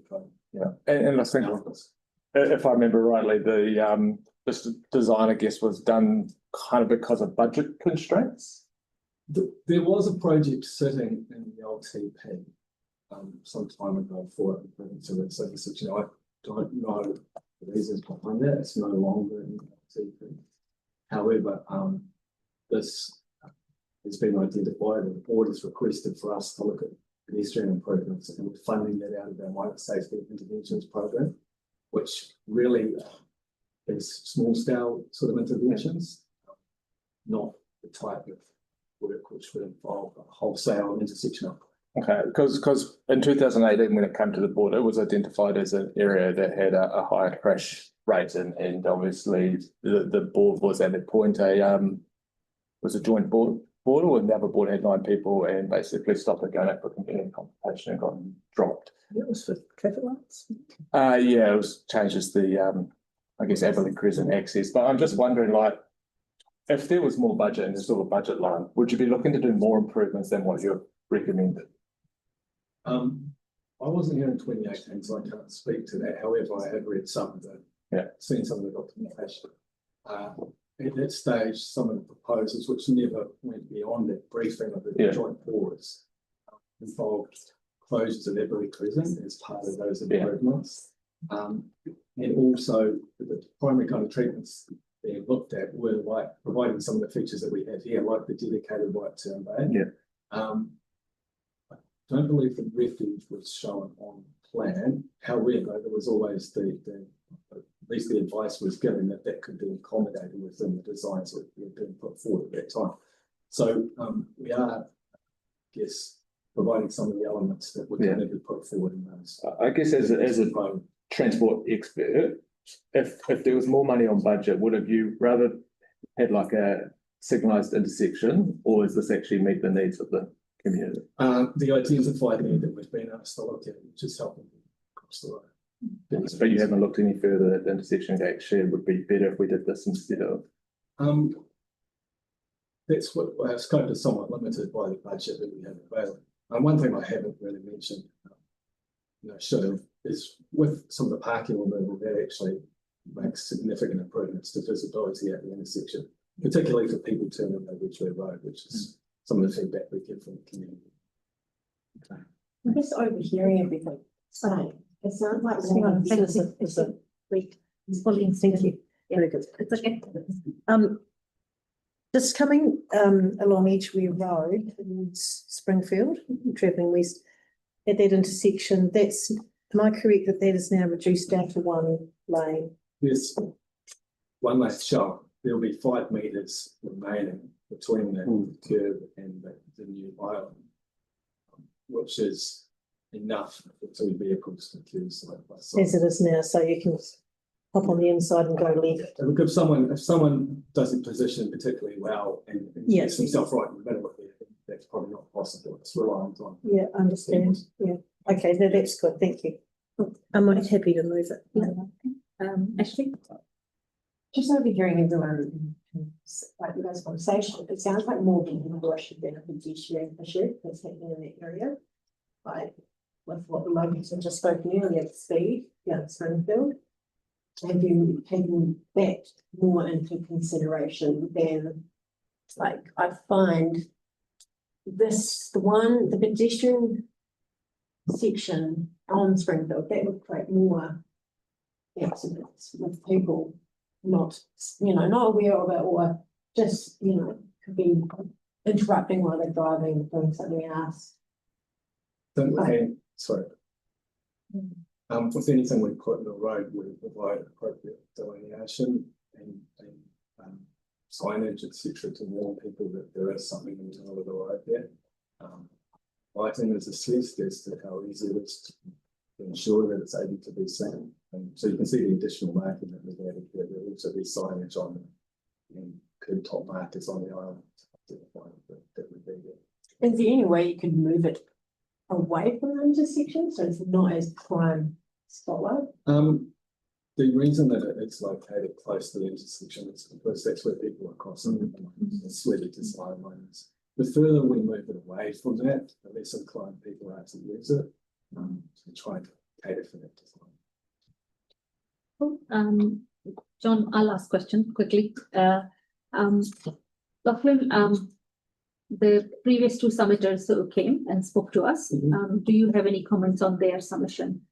I think I've addressed one of them with regard to visibility. The scheme actually improves visibility for traffic to the intersection. And the other one is probably a zebra crossing, which come up at the station as well. There are a few reasons why it's not an appropriate location for a zebra crossing. One being that zebras are generally put in areas where you have a high number of pedestrians, like local shopping centre or outside of school and similar. When you don't have high level of use, people become pretty accustomed to driving straight through there and not looking for someone, so that can lead to problems with pedestrians stepping out. The second is its actual proximity to the intersection. Drivers have enough to concentrate on already with other traffic, without having to deal with having to look for someone who's stepping onto the crossing who would have priority over them. It's better in this scenario if we leave that decision of when to cross to pedestrians, assess some traffic rather than just assuming they have priority and the vehicle's going to step out. Sorry, and the third, sorry, stop for. And third is with the placement of the right turn bay there. It's a pretty heavy right turn. If there's often vehicles there, that would be restrict the visibility of people using the crossing. And because they have priority, that perhaps don't take the same amount of care to look out. Thank you, John. Thank you. I have two questions regarding bus stops. One sort of Lachlan question, and it's both the deputations today, Alison and Miriam, both talk about retention, the merits of retaining the bus stop by the dairy and a cut-in. So sorry if that's in the report and I've forgotten already, but what are the chances of a cut-in and they can, or do I say it in a line style? I can speak to that. The issue is not so much the width of there, but the length of the bus stop. In order to retain that parking outside the dairy that's placed where it is. For the bus stop, we need to provide adequate entry, no stopping on entry so that the bus can enter the bus stop appropriately and then align itself with the curb. There's not sufficient distance between where that parking ends and pit place to adequately provide that, not create some issues with traffic coming out of pit place as well, pedestrians there, etc. So there's not, yes, sure, there's not really the length available. Okay, thanks. I see your point there. Studying the map. And secondly, the bus stop on the which direction east would be the south side of, this is a Daisy question actually, the south side of Edgware Road where the shelter's going. Did the consultation, some residents fed back about not liking the bus stop outside of their houses? Did number 158 has it? 154. 154, Yeah. yes. Did they respond? Yes, they did. Yeah, we actually spoke to one of the owners when they were door knocking, which was good. All three of us were there, and they have actually sold their property and they're going to be developed soon. So he had a different perspective because it's not going to impact their life for too long. And they were in support of the bus stop going there because they're losing some on-street parking, and they were concerned with the overlap of that driveway. But it was explained to them that because it's not a layover stop, it's not a place where a bus is going to be idling for minutes on end. It's only going to be pulling in and out if the passenger wants to get on or off. So it won't be impacting them for too long. And so can speak to that, but it's not what we try and do to people's driveways all around the city, but it's okay in the second because of the type of use. But yeah, they did submit and they got quite a lengthy submission as to why they would not like it. Sure. Yeah, the outcome of that discussion. Thank you. Cool. Mike? Thanks. Just two quick questions. What is the speed along Springfield Road? The speed limit is 50. Oh, sorry, but what is the average speed? There was a count, the closest count we have is further up towards Salem Street.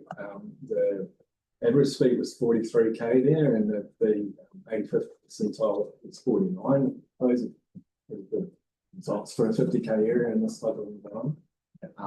But that's the closest count. Okay. And was there, so looking at the exit coming out of Edgware Road onto Springfield Road, and you're just saying you can still get two cars side by side there exiting, so basically one turn right, one goes straight or whatever. Was there any thought to reduce that down so one vehicle go at a time to, I guess, improve safety in terms of making sure whoever's at the front can see both ways? It's always a consideration. I guess it's balancing that versus the feedback that we get to the opposite. That it would be important to maintain the lanes there, and yes, one of the other issues that people have when we're turning up down to a single lane is the pressure that it puts on people, and they start to make some take some risk in terms of their gap acceptance and what gaps they choose to turn through because they've got a focus one. Yeah, it is a non-crash area though, right? And there's reasons for it, and a lot of it is lack of visibility, including that Edgware Road where you have two cars. Yeah. Yeah. From the crash report, that none of them. There were no indications that those were caused by, when two vehicles were queued in the section. Thank you very much. Simon. Thank you. John asked most of my questions already, thank you. Just regarding the inbound bus stop that's proposed outside number 5 Edgware Road, am I correct in understanding that is new as opposed to a relocation? And just interested in the rationale for that. Yes, that's a new bus stop that was sort of suggested by Environment Council with the consultation. And the main reason for this is that the other bus stop that we are relocating actually is a well-used bus stop. Traditionally, a bus stop well-used if it's used by 20 people or more. And this one is about 19 passengers per day. So it's a well-used one. And Weekend was like suggesting is to provide a better access for people to get and to get access to the bus. And I think if we look at under like previous years, Google Street View, when the bus route was going just through the Springfield Road, there was a bus on the other side, just south of the intersection. And when the bus route was changed, actually from Springfield to Edgware Road, that bus stop was not created anymore. So that's why we just have a single bus stop here. But here, and yes, and south of the intersection, there are not many like bus routes and bus stops. So it was suggested that it could improve the access to and from bus stop for the local residents. So there's a case that there's a kind of a gap in the infrastructure at the moment, sort of, and it's asymmetrical. There's an outbound stop, but not They like them. Okay, thank you. Thank you. Emma? Just going back to keeping the bus stop that's where it is now, outside the shop, and you're saying that it can't stay there due to site, make a site for the bus in. What about moving? What would it do if you put the bus stop and then the 5-minute park on the other side of the bus stop? We still need to allow room for the place for the bus to be able to get out. If we would put, there's no room to fit the 5-meter, so 5-minute park after the bus stop and still provide them. And the accessibility issues for 158. Is there anything that can be done to improve that situation for that resident in here? Look, I guess there's no getting around it. If we were to put the bus stop in there, then further away. So we can't take away any more of that bus stop in this because it's required for visibility on Springfield Road and then for the bus stop and entry to the bus stop. But I would also, I heard right, it's also about this land condition in that space as well, how it goes up.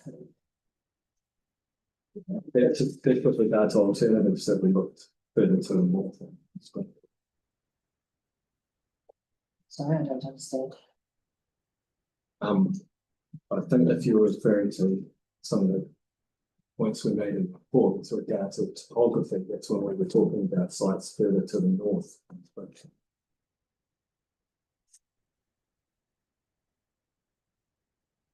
So that area of footpath and so outside of there, will it be improved in this? So you're talking outside number 5? 158. On Springfield or Edgware? On the corner. On the corner property. On the Edgware Road, right? No, Springfield Road. So we have to put in a cut down or change the existing pedestrian cut down that's there, it's shown in the red and light grey, as well as column tectiles, but that's the extensive physical improvements to the football. I mean, silly question, but you have slightly do understand how it's all like, yes, it's important. You good, Emma? You have to worry. Pauline.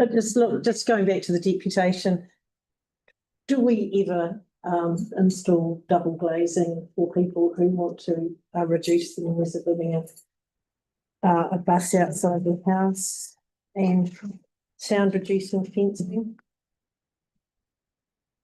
No, absolutely. In terms of like all the bus stops that we have, I think we haven't done this before. Yeah, okay, thank you. Just wanted Cool. so I've moved. Okay, Pauline has already moved. Do I have a seconder? I'll second. Mike? Okay, we open for debate. Yeah, thank you. This is for Yeah, look, I think it's a challenging intersection and certainly with Aberley Crescent being slightly offset too. But and even though there was a proposal to potentially look at traffic lights, in the past, traffic lights are not the be all and of everything. They don't actually create as much safety as people tend to think they do. And I think addressing that visibility coming right turning out of Edgware into Springfield is that's where most of the accidents were coming from. And I also think this design will actually encourage people to slow down because the intersection itself will become more visible.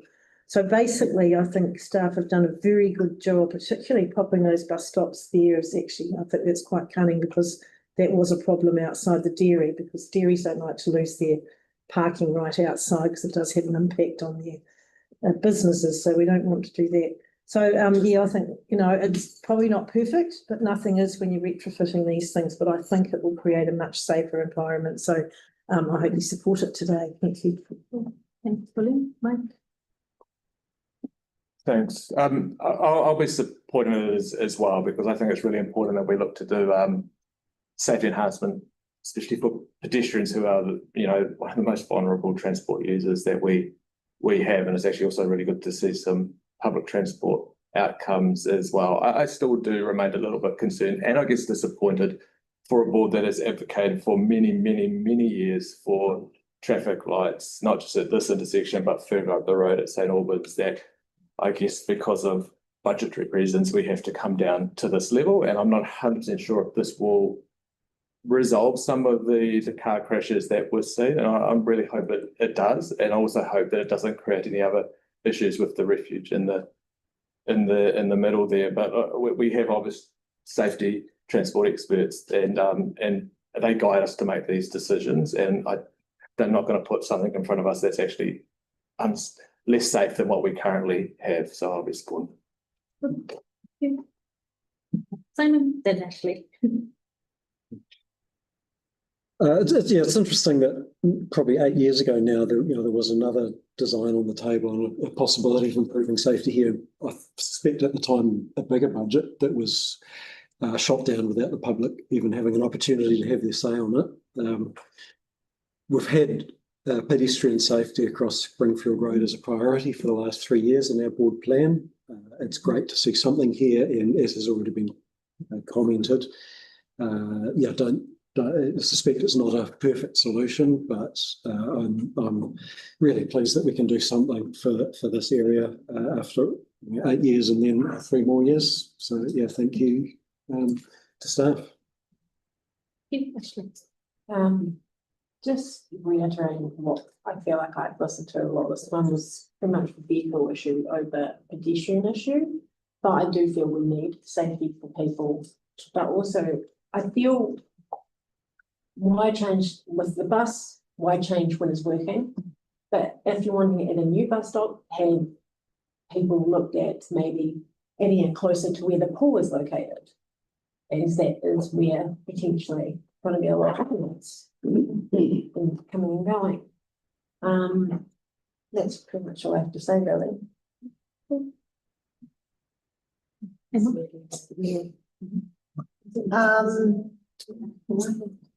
Yeah, I feel this is a little bit of another whack-a-mole solution to the major issue that we have going on in the area to do with congestion and cars overtaking our community. It doesn't do anything to rectify that. Again, like if you're looking at the area, it's coming to a standstill at certain times of the day. And there is a bigger issue here that still needs to be rectified. But yeah, it does improve the area a little bit. It will help get those people that refuse to cross at that corner at the moment. It will give them an opportunity to be able to cross there.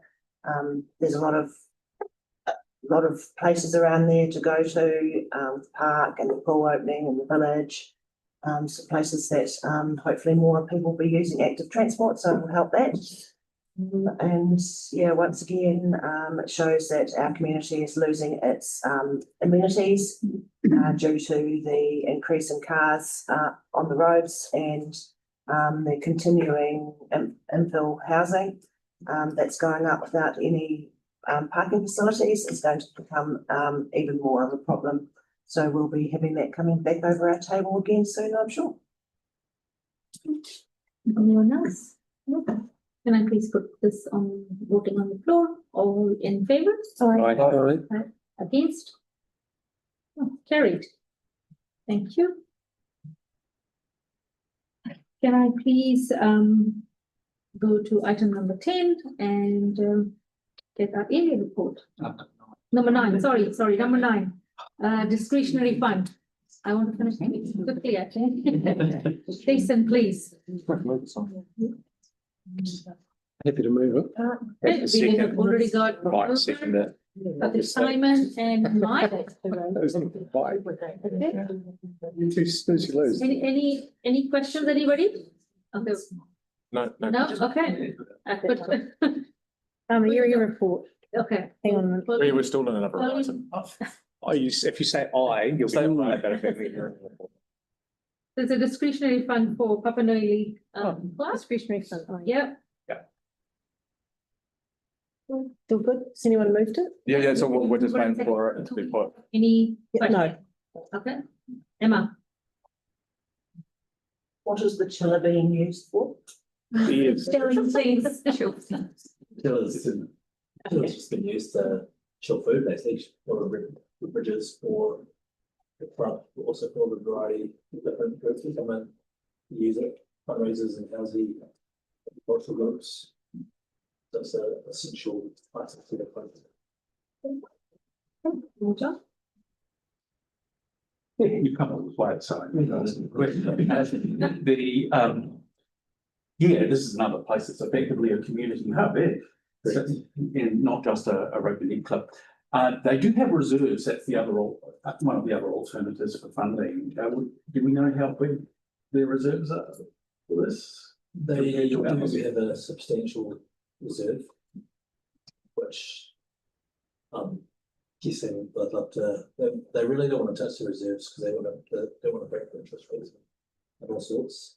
Yeah, and reserves for the buildings, back up the buildings. So, I mean, they have put there that they will tap into reserves and fundraising if they need to, because we are currently giving them 5,000 and they did request 8,000. So they will need to. So this is probably more in the ambit of a repairs and maintenance thing rather than a capital cost. Yes. Yeah, sure. Cool, thank you. No, it's a purchase of it. It's a repair. It's a repair. Yeah, the existing chiller. It's gone kaput. Oh, sorry. Okay, sorry. That's fairly. All right, we'll put it on the table. All in favor? Aye. Against? Carried. Oh, comes to our area report now. We will take the area report as read, and if you've got any questions, please feel free to direct them that end. Okay, well, I'm really interested in the CDEM preparedness, and we've got the we've got a few going, Richmond Civil Defence, Phillipstown, Shirley Community Trust, working with St Albans Residents Association. What about Rehua? Are you working with them at all? They have their own, they have, yeah, no, they have. They're really sorted. They've got a pod, Ngāi Tahu, have worked with the marae, and they have pods, emergency pods, each marae here, but I can touch base again with Narita, who's the manager here, but last time we chatted, and I think last year, actually, they hosted a civil defence workshop, kind of hui day, at the marae, so. Oh, great. So should we be like noting that in these reports so people do know? I mean, people read these because they are in our area, aren't they? Because we foster, quite close. Yeah, I love that addition. Yeah, and it's not a question, but excellent report. Just so, is it this way? I feel like It's I'm our board advisor who does. most of the heavy lifting of report. Yeah, no, really, really good. Really We informative. ride on our board advisors coattails. But also, it's just so good for the public to read that and all the links that you've provided in there to go to different sites. It's really informative and yeah, well done. John. Yeah, I wanted to commend the amount of useful information in the report too, including one I'll specify is the JP service that's has been for a long time now, conducted in the library and so on. But I remember when you needed to get a passport signed or something, you had to phone someone else and they didn't come around, or you go around to their house after hours. This is I've used it a lot of times, and I know a lot of people who do. It's really good being able to go onto the website and find out, every Wednesday afternoon at such and such a place. Really, just an example of a really nice ongoing service that may not get kudos. So thank you, Council. Thank you, the JPs, who go there. Do it. Ready to move? I have mover. Do I have seconder? Aye. Pauline and Mike, who are put that on table. All in favor? Aye. Aye. Against? Carried. Well done, everybody. Cool. Last item for today, elected member exchange. Just the stuff that we all need to know. Maybe, Yes. Oh, and I'll. Yeah. Mike. Is it the time? But I'm not too sure where we do this now, but sort of raise the rats in Melbourne Park. Because I went and had a look, so I wanted to see if there was rats, and I saw 4 in the very short time I was there in the middle of the day. So there's clearly a significant issue there, and I just want to know, what are we doing about it? Because obviously there are traps and, bait traps, actual rat traps and all that along there, and there's still, if you see 4 rats, there's a problem. So I just want to know, what's the council doing? A couple of council cats or something. A couple. Yeah. Can we just ask, because I know Andrew Rutledge is all over this, because we had a big email from someone the other day. Yeah, I think the ideal system now, Mike, is feel free to email me through those questions. I'll take them offline and deal with them as a elected member query. And, So can't we ask an elected members for an update on something? Are we not allowed to do that? I suppose it's the full agenda and what have you, but it's why they sort of shift the rules a little bit to try and deal with it. A bit of transparency, I guess, of some of the stuff that we're working on that's, I guess, becomes invisible. Because I did follow up with an email around, the hedge being there, which seems to be where they hide. But yeah, it's just how do the public keep track of what we're doing if it's not visible, and if we don't have opportunities to put things onto the minutes or the agenda. Well, and there's absolutely nothing wrong with sharing what members are doing, councillors sharing what's happening at council and information exchange. It's just the request side of it. Yeah. Are they only doing the traps, or are they doing any other measures? I don't think council are doing anything really. Well, no, I think they are, but we need to find out. How far they can. Towards in St Albans area as well. Predator-free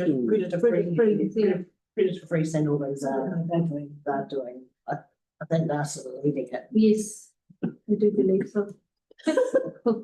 Simon. I could just add to that. I'm just looking at a map of where predator-free St Albans have got traps, and it's showing quite a number sort of in the block south of Melbourne Park and a number in the block north as well. And they are all on residential properties, so it's not showing any in the park itself. I don't know what could be done there, given it's a public space as well, but there's quite high density around it, but clearly there's still an issue. I think they have got traps. Yeah, there are, and they're all empty though. So. But it could also be something, sorry, can I just, because it could also be something that perhaps would give some discretionary funding to that group to actually monitor them, get a few more in there. They wouldn't need a huge amount, just a sort of. Are they catching these traps? Are they actually working well? I have no idea. Can we find out? They would know, yeah. Because maybe that they're doing it in a public space, they're not reporting the information, perhaps. Worth having a discussion. That's something we'll follow up with staff to see what information we can come back. Have you got contact details for them? Yes.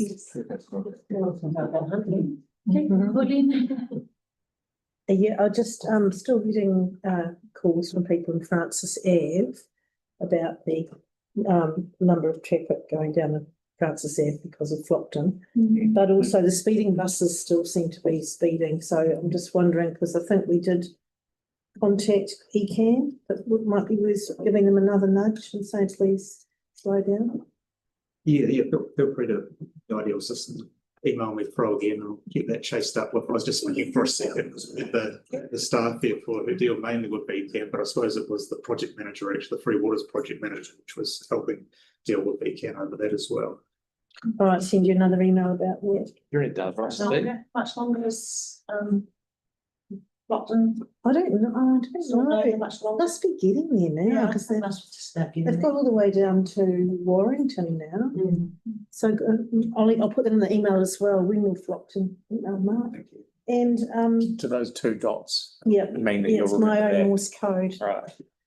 Or shorthand. Springfield, Durham. There's rumours about some work going on there to do some plantings. So I put that in the email as well. What's going on there? But I mean, this is quite good when we bring it up at the table because then we all know what we're all talking about. So it's where Durham Street just coming down past it over, whereas if you're going around the bend to get into town, there's that intersection on the corner. Yeah, I think staff have picked up the CSR, made sure that was in the system and they are picking up on that as far as I understand. That is if we own that land. I think so. In the street garden. I believe so. It's just because I can intersection, really. I'll put it in the email. You might need some clarity if you don't think, because to me it looked like, if I'm understanding correctly, street garden, but if you think it's something different, I might need a little bit of clarity on that. Okay. And the other thing is there work happening on the St James trees? Is we getting a report coming or something on options there? Answers there that a chance for the meeting to see if they can be formatted into at least an email. So. Yeah, and then we might also, Emma, want a bit of an update on Dudley Street. What's happening there? Yeah, I've got that from Friday. So we chatted. I had a chat. No, there's no urgency, but there is a quite severe impact. 12 o'clock tonight, you're going to get a massive email. Yeah. Okay, John, please. Yes, I've forgotten what. Oh, I met today with some members of the community and community leaders who are concerned about the closure of post offices around the place. And in our ward, there are 4 that seem to be fairly unilaterally determined to be shut down, includes the hospital as one of them. And there's also a bit of a postal desert looking to form between roughly Hagley Park and Eastgate going across the central ward and in northeast, but there's just not many places to go. Maybe. Well, we're divvying up. We divvied up some jobs today, and we're just looking at some options that can be explored to So you sort of activate the. like partnering, or what are you thinking? Well, that's what they've shut down. Yeah, so what, I mean, Yeah, they're postal centres, they're the places that are inside the bin and the moment. We're talking about a bit of a campaign. Can you elaborate on what those options are? First, we want to, sure. Apparently there's an appeal process, and we discussed that today and determined that the appeal process is really a New Zealand Post internal thing. So appeal probably gives it a lot more legal gravitas than what it perhaps deserves. Right. But we're finding out what the procedure is for lodging an appeal with so-called appeal within the New Zealand Post system and activate that. And secondly, campaign-wise, what can be done there. And thirdly, if all else fails options, what can some of these little centres do and to handle post, maybe co-opting with DX and some other service providers. Currently, New Zealand Post, it's an SOE, but it kind of has a monopoly on people paying their fines and bills and to a point registering their vehicles and posting letters. Yep. So we think, it's an issue. It's a bit like preserving. It hasn't got a lot of public attention, I think, but even though post is coming down in the amount of letters that get posted and delivered, there are still a lot of people rely on that phenomenon of post. Just as a lot of people rely on cash, right? There'd be a lot of support if cash was going to be cancelled or closed off. So I just think, John, that post letters sort of have it's a budgetary thing though, isn't it? Oh, totally. So what can we actually do? I mean, make a big noise about it. We've got to make a big noise about it compared to doing nothing, I think. Yeah. It's like, I agree. It's pretty going to be. I mean, we might go now and, Come up with options to throw them, like, we were chatting the other day about mobile post service. So it's telling people, hey, we're going to get this destination near a library at this time, and they have all the services that they need. And people get used to that new routine as well. Yeah. Doing it in an area like library, everyone goes to the library. Well, that's So it's an option, I guess, where if council wants to kind of combine to help the residents. Yes, but that's not apparent. You've got new holders when it's stuck into. But I think that it's something we're going to take a look at. We'll determine whether we're going to activate it and make a fuss. And there are about 15 of the, how many closures in Christchurch? 22 or 30? Anyway, there are 15. 142 across New Zealand. Across New Zealand, yeah. But there are 15 locally who are fairly on 22 board. in Christchurch, yeah. Corroborating. And it's surprising that they're closing even the ones in our service centres, because that would seem to be a good partnership, and even that's not going to fly. Well, it's going to have a big impact on people, I know. Yeah, we can't figure out the logic is I think it's to read between the lines. They want to funnel as many people as possible into the fancy new full service places that they're going to have. And therefore they would get rid of the overhead and the hassle of the little ones. Just cost cutting. Or else you want to do courier post where they come pick it up. I mean, that's some cars on the road, isn't it, really? It is. It's an extra 2 kilometres, metropolitan kilometres or city kilometres are a long distance to heft a parcel or something. Most older population in the car affected the most. Yeah. He was posted. That's a good one. I know. Anyone know what's going on at Every Park Paddling Pool? It's closed for maintenance, and I don't think anyone knows what's wrong with it. I saw a guy down there when I took Soren down for a swim a couple of weeks ago. He just closed it then at lunchtime. It was a pump. Okay. The pump, so they must have got him for a part. But he said they're waiting for a part, but I could be wrong. Trevor looks like he is wanting to cause trouble. Was that Avery's? No, it's Emily. It'll be second time for winter. But put the email Mark and get an official answer, because I could be wrong.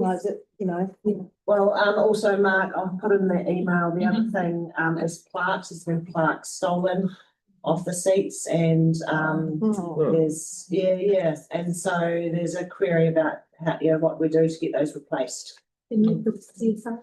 Sorry? Can we put CSR? CSR? Yeah, they do get replaced. It's slow, but they do it in batches or something, I think. Okay. Yes, aren't they? We've had a couple of residents wanting designated car like down, is it Holloway? No way, Jose. I guess it happens on the road line. Just allow residents to be able to park in their own street, really. Is There's, that a possibility?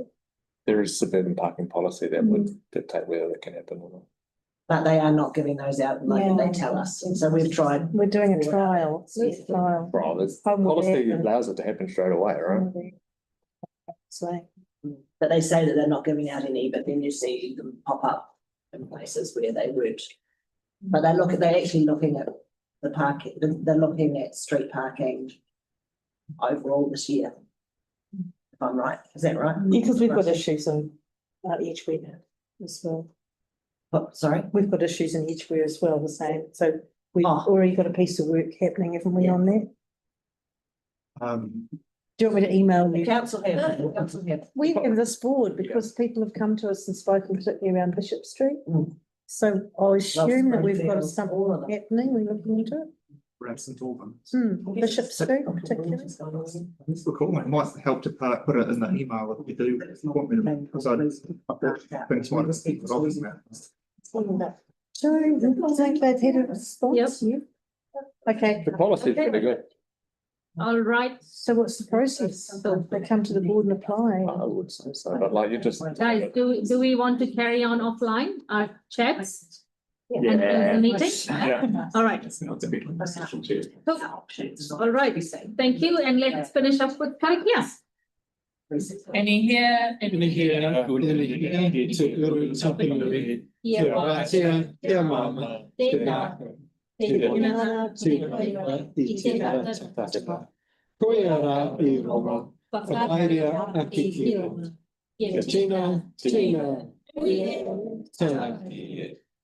Well done. Prize, the live stream's still going, which you want to break before we go to the information city. That's my call. No.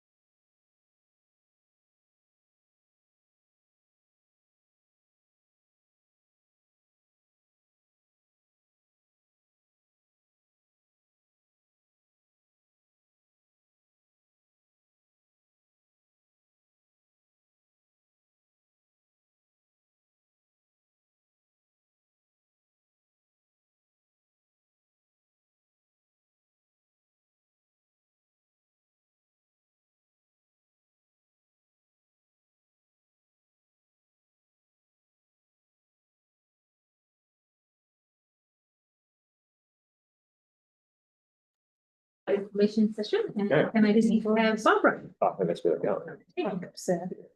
about local place-based renewal? You're right. Thanks for sticking around for this. I appreciate it. Thank you for sticking around. You almost did. Oh, just shouldn't. We did notice it. So I did bring along a few slides, but really all I wanted to do was have a chance to show you which local play spaces I'll be working on this year. So we've done some early engagement. Just hang on, Mark. Oh, perfect. Yeah, so we've got when Bridie was here presenting the rolling renewals program. Oh, perfect, thank you. She would have given you this overview, at least for the top bit. At the bottom, you can still see Nori and Regency, Nori Park and Regency Reserve, which still form part of the project that we already started. We've completed Momorangi Reserve just before Christmas, and there's still the other two to be delivered. And then under the local play space renewals, we've got what you can see at the top. I'm a little bit behind with Ramray and Sarabond with the planning, but we're onto that now. And we've also looked at Dunedin, Pitcairn and Fortune. So what we've got is standard like for like renewal, like place-based renewals. The challenge that we have is that some of them don't have a sufficient budget to renew both of them at the full scale. That's the combination of Regency and Nori because they're really close to each other, and the same with Ramray and Sarabond. So for those, we are looking at options, either reducing the scope to fit the budget and still deliver play in both locations, or whether it might actually make sense to do a full renewal in one of those locations and then decide to drop the other one. So I know that's always a bit challenging to have these conversations, so I thought I'd better raise it early so you're aware of this. And then Dunedin, Pitcairn and Fortune have budgets for full renewal. I've just put together this, which is really just a quick snapshot showing you where the locations are. So what I'm trying to do is really look more at the network of our playgrounds as well when we do the renewal. So, we often have the swing, the slide and the seesaw, and the like for like renewal will mean we just go with the same, but we want to take into account the feedback we get from the community, and we also want to see what else is there so that we can provide the right service in the right location.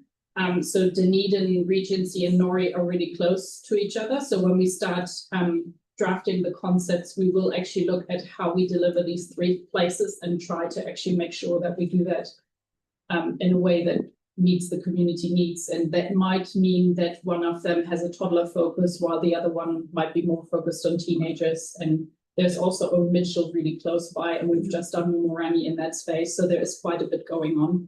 And then the number 4 and 5 in the blue one are Ramray and Sarabond. So that's the ones where we're thinking about potentially moving together.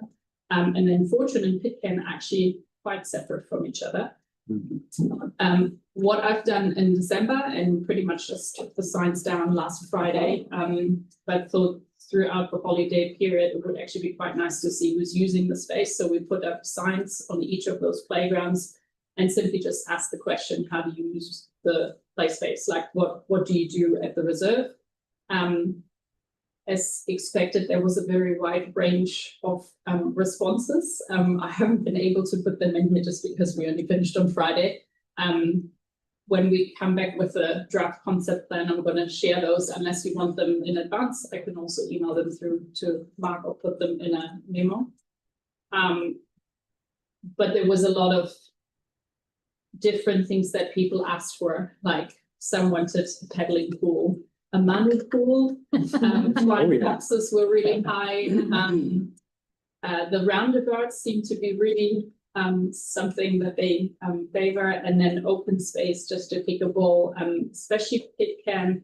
There were quite a few concerns about, it's got the, let me bring that up, Pitcairn which has this modular structure at the moment, and it had a repair because a lot of the sites were failing already, but it's very enclosed now. So I think it's a favorite spot for some behavior that we probably want to avoid in these places. So that is something that also came through with the feedback that we need to look at how we renew that and make it safer. And